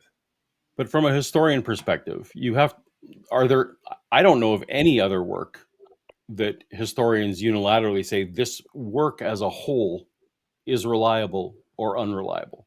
For me, if that's where you want to put the Gospels, for me that's the first case in history where someone's saying, well, this document is just reliable across the board. Like, that doesn't seem like a thing that a historian would say. It doesn't matter to me what historians in fact do. What matters to me is what they ought to do, right? And so in this case, I'd say this is good historical practice. I mean, a similar thing in scholarship that I often strongly disagree with is the disdain for harmonization, which I think is a very good historical practice. And so, regardless of whether scholars like to harmonize, I think they should like to harmonize. And so I completely, it doesn't impress me to say scholars do this or don't do that. What impresses me was an argument for what they ought to be doing. And I think that treating them in this manner is good historical practice. Okay, so you disagree with how historians treat history on this point. I disagree in particular with how gospel scholars treat the gospels in this pericope by pericope approach. I mean, you do see sources that are often said to be generally trustworthy or generally untrustworthy. For example, Josephus tends to be trustworthy on things that were within his own lifetime, but far less trustworthy when he's reaching back into the past before his time, and so forth. But I think that the Gospels and Acts are incredibly trustworthy, as documented by the numerous points of historical confirmation that I've alluded to many times. So you're saying that the Gospels and Acts are a special case in history how is this not special pleading? Because I'm appealing to evidence to show that the Gospels and Acts are incredibly historically reliable, and I would say of a very, very they're at a very, very high tier in terms of their historical reliability. Are they the most historically? Are there no other documents in history that attempted to be as accurate as they did? I would be surprised. I wouldn't be surprised if I would not be surprised if the Gospels and Acts are among the most, if not the most, historically trustworthy sources from that time period. Okay. What do you guys think about returning? I have a jingle for that, but that's all right. What do you guys think about returning to the Hume question and then doing some Sure. Q&A? I think that leads into it well, because where I think obviously that the Gospels can be accurate in many things, but completely wrong about the miracles. So that leads directly into it. Jonathan, why don't you? I think you had a response you wanted to say about my Hume quote. Yeah, let's talk about Hume. So there's a number of problems I have with Hume. One of the biggest ones is that so David Hume isn't necessarily saying that miracles don't happen and ruling it out a priori. Rather, he's saying that even if a miracle did occur, you can't justifiably come to the conclusion that a miracle has occurred in history, because a miracle by its very nature is the least probable explanation, because otherwise it wouldn't be a miracle. That's the very nature of the case. Right. That was my last slide, actually. I didn't read it out loud, but that was actually the basis of my last slide on my presentation. So you can go back. Yep. Right. Carry on. Yeah, and he has many contemporary defenders. Bart Ehrman likes to express the argument like that as well. There's the expression or the slogan that extraordinary claims require extraordinary evidence. That goes back to Carl Sagan, of course, which is a very popular expression of Hume.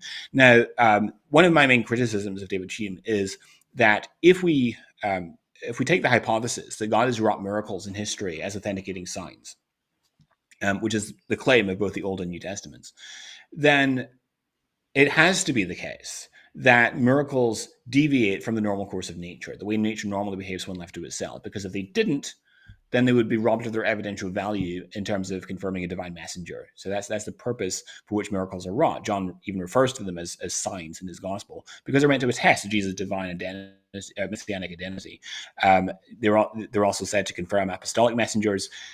For example, in 2 Corinthians 11, Paul refers to his own signs of a true apostle performed in the midst of the Corinthians. Or is it chapter 12? Chapter 12. And you also have in the Old Testament, Deuteronomy 18 says that how do you know whether a prophet truly speaks from God? Well, it's the accuracy with which he forecasts the future ahead of time. So these are meant as authenticating signs.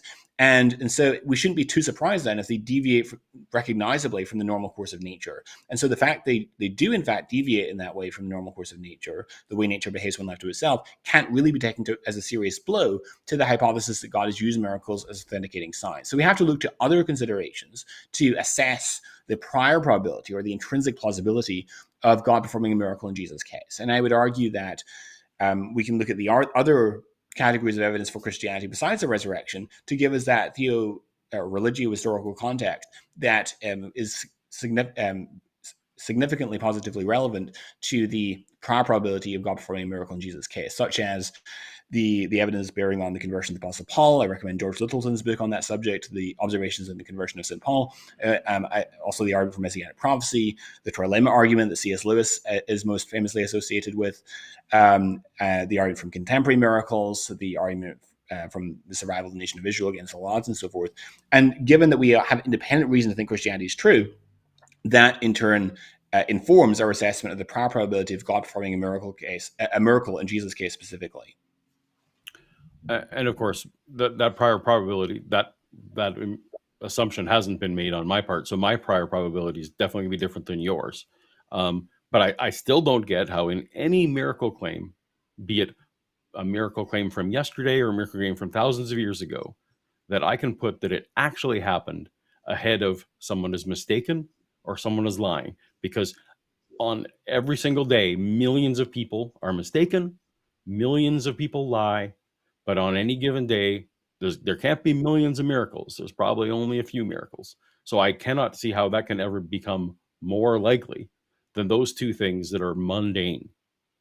So your frequentist approach is, I think, inappropriate for the reason that I've already given, that it's highly predicted on the hypothesis that miracles are not going to be a very common occurrence. They're going to recognizably deviate from the way nature normally behaves. And so the fact that you observe that, given that it's so highly expected on the hypothesis, can be a significant objection to the hypothesis in question. But the evidence given for these miracles is the exact same kind of evidence that would be given for someone sincerely mistaken. The sincerely mistaken person is going to leave the exact same kind of testimony, indistinguishable from that the miracle actually happened. I disagree completely. Again, we have to look at the particulars of the case. For example, I think that it's much more plausible to be sincerely mistaken about the miracles or purported miracles of Sai Baba than materializing watches and things like that, than it is to be sincerely mistaken about the resurrection, given the nature of the claims that are being made. The sorts of claims that we find in the Gospels and Acts are the sorts of claims about which it's very, very difficult to be honestly mistaken. And so I don't think that these are the same. As we agreed upon earlier, it's much more plausible to be honestly mistaken about a Jesus that appears momentarily or a great distance and disappears and so forth than it is about the sorts of claims we find in the Gospels and Acts. Well, you are, I guess, I should clarify the thing I said before was only when testimony is the major source of the witness. I would agree that a miracle claim from yesterday, if there was medical documentation, all that kind of thing, that could absolutely raise the significance. So I do want to just, lest anyone accuse me of anything weird there, I do mean when it's based on testimony alone. That said, I guess I just can't come with you that the Gospels are necessarily testimony versus stories that grew. Like stories that grew has equal explanatory power as far as I can tell. And I've yet to hear anything today that tells me that they have different explanatory power. You just want to also say, and I think we're both on the same boat, so I'm not criticizing you. The data seems to fit my hypothesis, and the data seems to fit your hypothesis. And if because I don't go along with you on the casualness thing, so I guess on this Hume thing, I guess we're just saying, even if that miracle happened, it doesn't seem like testimony could ever be relied on. And you're talking about subtleness of testimony. I just can't come with you, I guess, that there's a type of testimony that ever will seem more likely than someone being sincerely mistaken. But that's just mathematically false, right? Because if testimony conveys some evidential value in confirming a particular proposition, then there has to be a certain level of testimony in terms of quantity and quality that will overcome the initial intrinsically low prior probability of the miracle itself. I'm not sure for me there is, and that's an admission. I'm not sure for me there is an amount of testimony that could be because I qualify at all, in that same broad sense versus my prior probability about methodological naturalism. But also, for me, the Gospels don't even come close to where that hypothetical line would be. Again, these all seem derivative of the same oral tradition to me. And so multiplying it out by 4 authors many decades later who told their own variations, I've yet to be convinced that those are independent. So maybe if you had 100 different independent cases, I would say that something happened. I guess I still wouldn't be able to say that they're all attributing it to the right thing. I don't know. This is a worldview difference that you and I have that I'm not sure will be overcome here. All right, maybe we could move on to Q&A if Cameron's willing to do that. Yeah, that's a good, seems like a good opportunity to switch gears here. So we've only had one super chat come in. So what I'll do is I'll just let the audience know that we're going to switch to a period of Q&A. So if you'd like to make sure that your question is asked and answered today on the stream, sending in it as a super chat is one of the best ways to make sure that happens. We also seem to have a whole lot of comments coming in today on the stream. So it's going to be difficult to kind of wade through the comments. Sending it as a super chat just kind of makes it easier on me to find them. But you don't have to send a question as a super chat. But if you do have a question for either Jonathan or Paul, then leave it in the live chat. I'll do what I can to try to monitor the live chat, listen to them, and do 10 things at once. But yeah, that's what we're doing. Here's the first one from Grays174. Jonathan, have you put in the time to find undesigned coincidences in texts that we know aren't eyewitness testimony? If so, which texts? Yeah, so this is a good question. I do think that there are any examples of this sort of feature in, say, the apocryphal Gospels, the Gnostic Gospels of the 2nd, 3rd, 4th centuries. If anyone is willing to put forward a test case, I would be very keen to see it.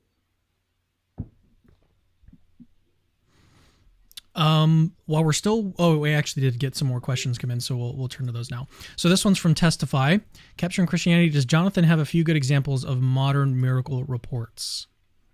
Yeah, so there's some good literature on the subject. If people want to do a deep dive, I recommend Craig Keener's work, in particular his more recent popularization of his previous work. He has a book called Miracles Today, which documents some of the stronger examples. His previous 2-volume set on contemporary miracles, I think it's just called Miracles, Volume 1 and 2, is a mixed bag of good and weaker examples. I also recommend Lee Strobel's popular level work called The Case for Miracles. I don't agree with all of Lee Strobel's work, but I think that's a great book. I also like Robert Larmer's done some great work on this subject, as has J.P. Moreland. But yeah, there are plenty of examples. One example that comes to mind, for instance, is Barbara Snyder's case of healing from multiple sclerosis when she was completely paralyzed and blind, and her feet had curled up and so forth. And there was this is discussed in Lee Strobel's book, The Case for Miracles, and Craig Keener interviewed her, and she talks about how there was a prayer request sent into a radio station for people to pray for Barbara, and someone was reading prayer cards to her at the hospital, and then she reports that she heard this voice saying, my child, get up and walk. And so she was able to get up out of bed, put her feet on the floor. They were completely flat. She was able to see again. And she was able to go into the prayer meeting at her church, and to the shock of her church congregation. And at the time of the publication of Lee Strobel's book, The Case for Miracles, this she'd been persistently healed of MS for more than 35 years. And so it seems that her multiple sclerosis was too far advanced for it to be plausibly the result of relapsing and remission MS. And given the fact that it's endured for 35 years, that seems to undermine that hypothesis as well. And then also given the fact that it took place in the context of prayer. So the arguments from contemporary miracles, I think, is also positively relevant to our assessment of the intrinsic plausibility that God might perform a miracle in Jesus' case. And actually, David Hume's argument, I would suggest, is circular, in that he says that the reason that miracles are so implausible is because they run against uniform human testimony. But then he has to run that argument against all of the human testimony that does in fact attest to miracle occurrences, because testimony is not uniform, as Craig Keener points out. So somewhere my partner Shannon Q is screaming about that example from multiple sclerosis. Says my partner Shannon Q has multiple sclerosis and has looked into that one quite a lot. And you can check her channel to find out what she says. And I would also encourage you, if you are impressed by Lee Strobel's Case for Miracles, to go watch my video on Case for Miracles, in which I go ahead and look at each miracle case that he puts forth in his film, and why they are thoroughly unimpressive to me. So yeah, that's just the other side of it. All right, we've had some more super chats come in, so we'll get through those. Tifer for Shen, hope I'm saying that correctly. Paul, if the Shroud of Turin turned out to be 100% authentic, would this change anything for you? So you'd have to, I guess I need to know what authentic would mean. So if authentic meant, for example, that it was, from the first century, that wouldn't necessarily tell me that it was on Jesus's body. And even if the radiation or whatever is weird, I don't know that we can point specifically to that, resurrection requires specific. Forgive me if radiation isn't the best current leading example. I don't know a lot about the Shroud of Turin. I am waiting for Christians to largely affirm the Shroud of Turin before I invest my time on it. No, I don't think it would, because it doesn't seem to singularly point to either Jesus or a resurrection. Like, there seems to be plenty of other things that, even if it was a weird thing, that it could be. But if Christians en masse decide that it's valid, I will look into it more. Maybe by authentic he means like it was Jesus's shroud, like it was the shroud. I guess I don't know how we could know that. It's kind of like the same way, like I ask sometimes, how would we falsify Christianity? People are like, well, if you find Jesus's bones, I'm like, well, in what possible world would I bring out a collection of bones and someone said, yep, these are Jesus's? Like, I don't see how you could make that connection. We don't have Jesus's DNA. Tough to know. Yeah. Okay. Let's move on to a question from Jeff Cochran. Again, I hope I'm saying that correctly. Capturing Christianity, do you believe that you apply the same standard of evidence to other supernatural claims that you do to those in the Bible? So, question for Jonathan. I do. So there's a good book published in the 1700s by a guy called John Douglas, and the book's called The Criterion, and he puts forward a set of religiously neutral criteria by which you can discern whether a miracle is a worthy place to begin investigating or is worthy of your time. And the criteria that he put forward are, number one, these are criteria for dismissing a miracle as not being worthy of investigation. And number one is if the first reports concerning the miracle come long after the event is supposed to have taken place. Number two, if the first reports concerning the said miracle occur far away geographically from where the event's supposed to have taken place. And number three, if the events in question might have been allowed to pass without examination because they're confirmatory of beliefs already established. And so he points points out that it's a lot easier to confirm to allow a miracle to pass without examination in a context where it's confirming beliefs already established and widely held in the cultural milieu than it is to establish a new set of beliefs and practices by virtue of a miracle. And the resurrection passes those criteria. That's not to say it happened, but it is to say that it's at least worthy of our time investigating. Now, it also doesn't necessarily if a miracle claim fails to pass those criteria, it also doesn't necessarily mean that the miracle didn't take place. It's just not really a good place to start investigating because the evidence for it is not likely to be very good. Tim McGrew fleshed out those criteria further, and he summarizes them with the acronym DOUBTS. So if I can remember them, so doubt, D stands for distance. O stands for confirmative opinions already established. U stands for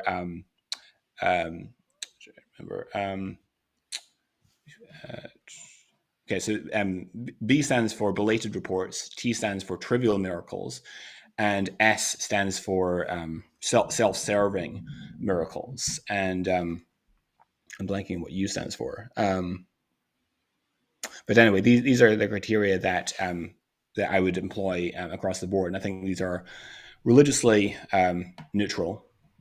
Uncertain events, that's the word I was looking for. Uncertain events is what U stands for. And meaning, so for example, Sai Baba materializing a watch is something that one could plausibly be honestly mistaken about.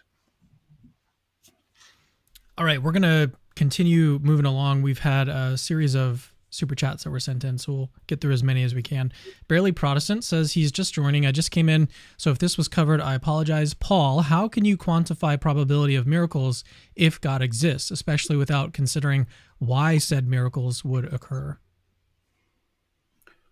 Well, of course, I don't grant that God exists, so you'd have to get me that far. But let's say God did exist. Even in a world where God exists, I think Jonathan and a lot of Christians around would agree that there are far more, and he won't agree with my quantification, there are far more miracle claims where people are attributing something to be a miracle than are actually God working.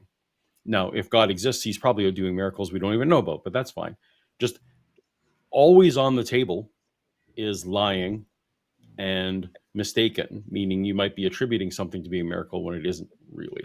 So again, this is why people like me are always looking for, well, why doesn't God heal amputees? Well, it'd be sure great to see something that can't be attributed to something else or is much harder to attribute to something else.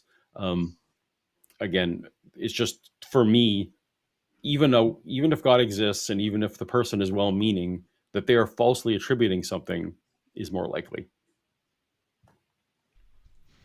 All right, we'll just continue going because, as I say, we have a lot of questions that were sent in. So from Snug and Cessor, looks like, was belief in a physical resurrection required for the development of Christianity? I mean, that was the debate Jonathan? topic, and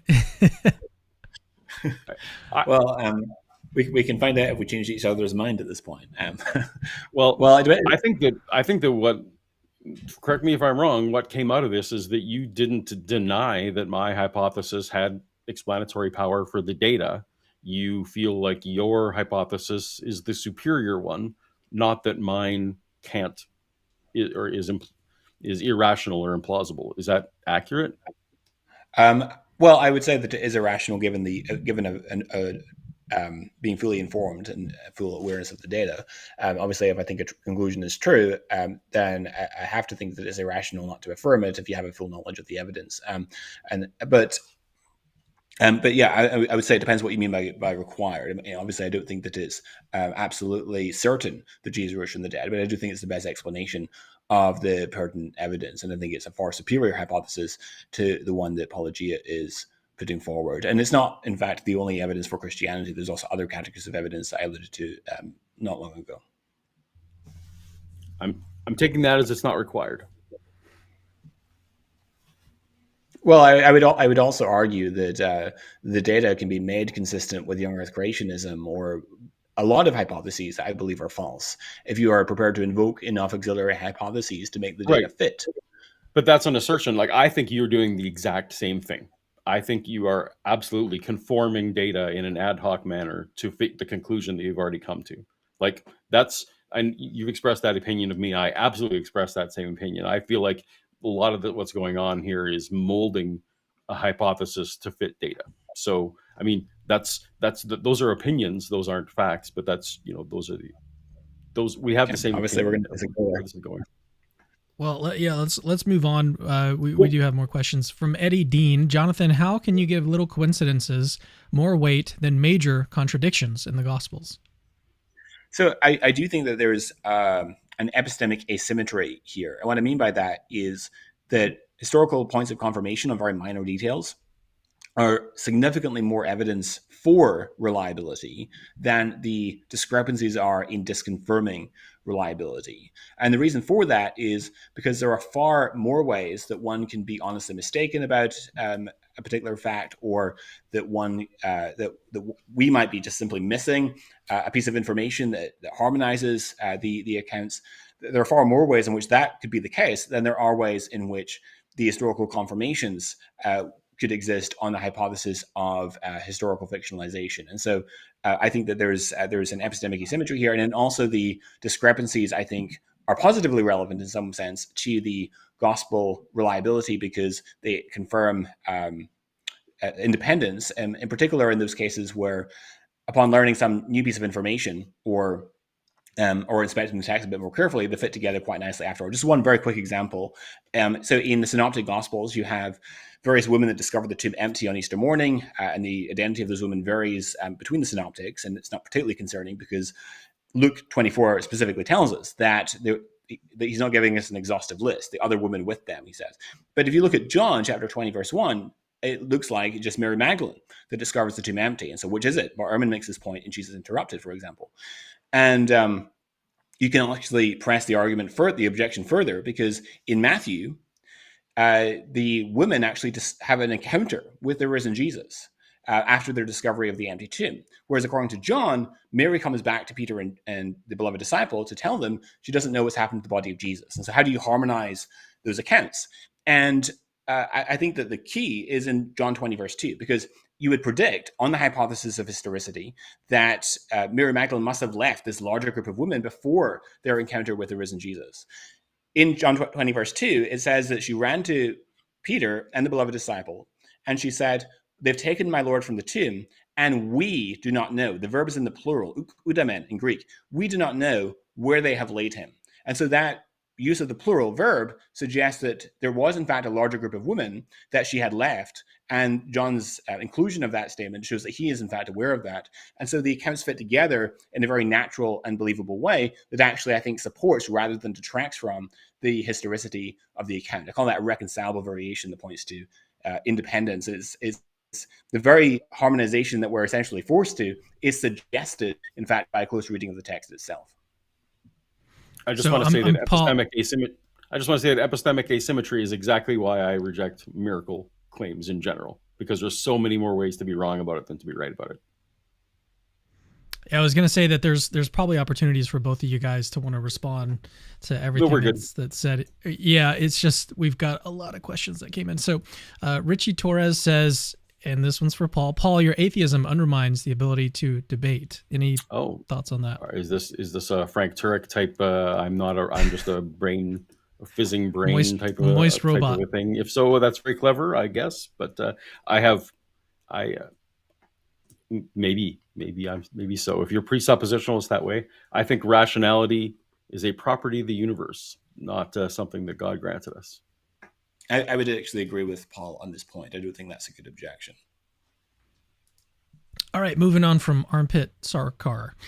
John, how does one arrive at miracle as the best explanation for the resurrection than, say, a seemingly ridiculous yet natural explanation such as alien tech?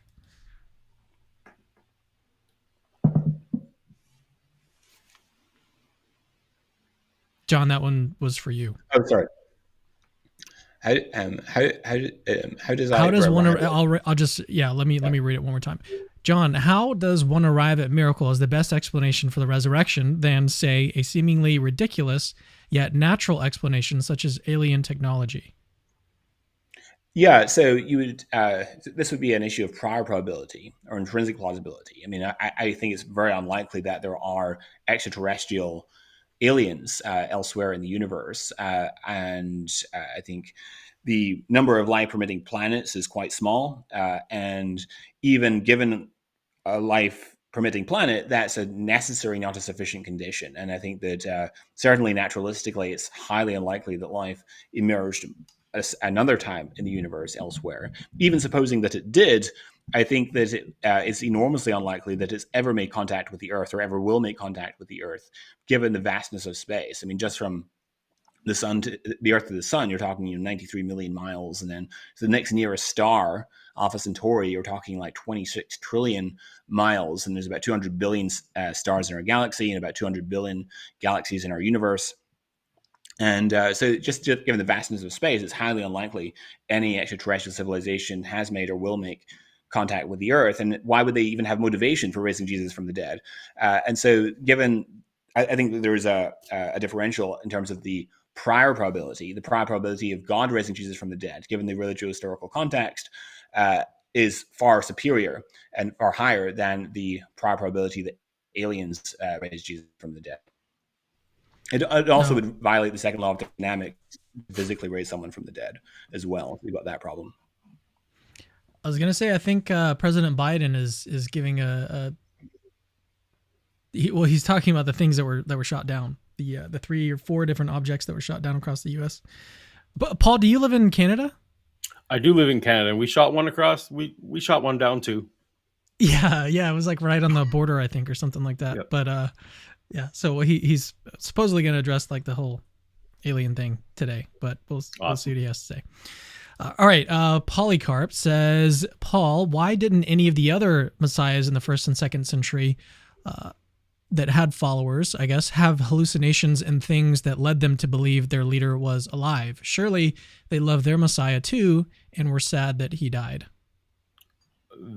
Well, that's an argument from silence, because we have no idea if other religions did or didn't do that. What we have is the extant evidence is from Christianity, which was the religion that won, the religion that became the part of the empire, the Roman Empire, and the documents that were going to be, in order for a document to survive, it doesn't just need to survive, it actually needs to be adequately copied. And of course, these other religions that didn't survive aren't going to be copied. I'm not going to go out and say that there were. That would be an argument for silence.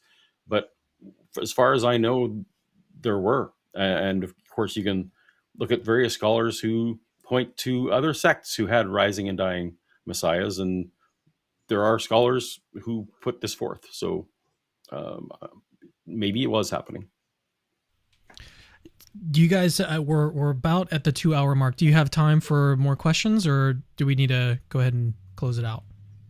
We can go a little bit longer if Paul wants to, but yeah, a little bit, not forever, but a little bit longer. Yeah. Yeah, we have 4 questions. We'll see if we can get through them quickly. All right, from Big Feet. Standard of evidence should be way higher to treat a human as an actual god on earth. Otherwise, you're also Muslim, Buddhist, and Sikh with that evidence. God should have resurrected right on the cross. I guess for John. I guess that's for me. I think that the evidence for Christianity is far superior to the evidence for Islam and Buddhism. I suspect Paul might agree with me, but I don't know. I mean, the evidence against Islam seems to me to be overwhelming, and Islam is a subject I've done quite a bit of study on. There's really almost no evidence at all for Islam. In fact, there's no miracle in the Quran that Muhammad purportedly performed that we could use to help us to evaluate whether Islam is true. And all the arguments that Muslims make, like scientific miracles in the Quran and so forth, are terrible upon any moderate or even trivial level of inspection.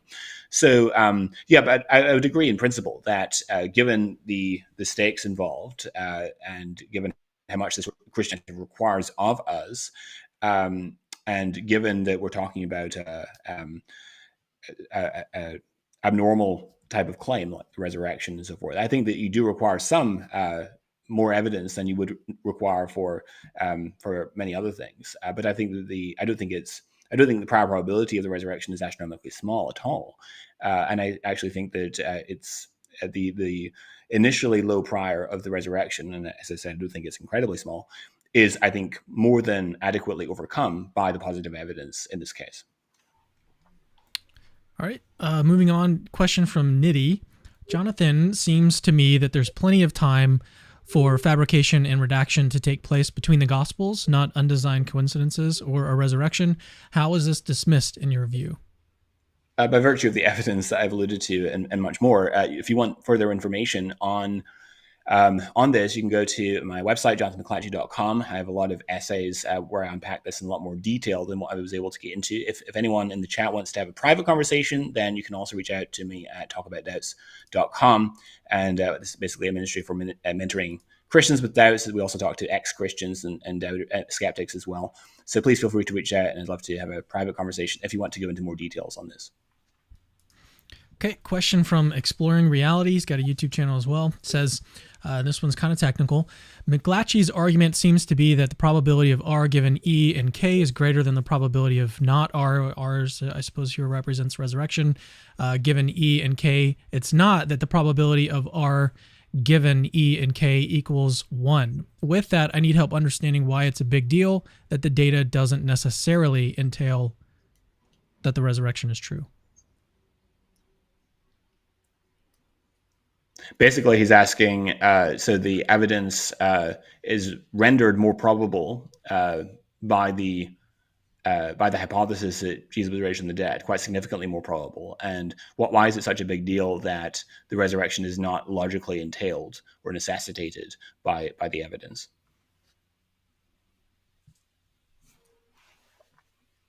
Paul, any thoughts? No. I put it forth in my opening statement. What I wanted to achieve today was to have everyone at least entertain the notion that resurrection wasn't a requirement, that there are explanations that can fit the data that don't involve a resurrection. Jonathan seems to have gone along with that, at least to a certain extent. We both feel like the other person is a young Earth creationist in this scenario, and that's fine. Anyway, I'm on board. I don't think that the resurrection is required, even if it is a clean answer. All right, question from Polycarp again. He says, question, if Peter was still connected with the 12 and they didn't experience anything, but he did, wouldn't they try to convince him he's wrong? They did live together for 3 years. This is probably for me. Yeah, I think it's for you. This is, I guess, my point is that most of the disciples disappear from reliable history. If you call Acts reliable history, then they disappear after chapter 4. I don't think Acts is reliable history, so I think they disappear at the time of the crucifixion. So I guess I just don't buy the idea. The premise of the question is that Peter was still connected with 12, and I don't see evidence of that. He's still connected to John, and that's it. And it seems like he's convinced John that he was right. And there's I have videos on psychological reasons why that might be true, but that's beyond the scope of this question. All right, let's do one more question. We had a couple more that were sent in. One of them from Odessa. Looks like we kind of just addressed it. So unfortunately, we won't put that one on the screen. But Richard sent in a question for Paul. He says, Apologia, in a possible world where Jesus Christ rose from the dead, would the New Testament look different to ours? There's my puppy. I finally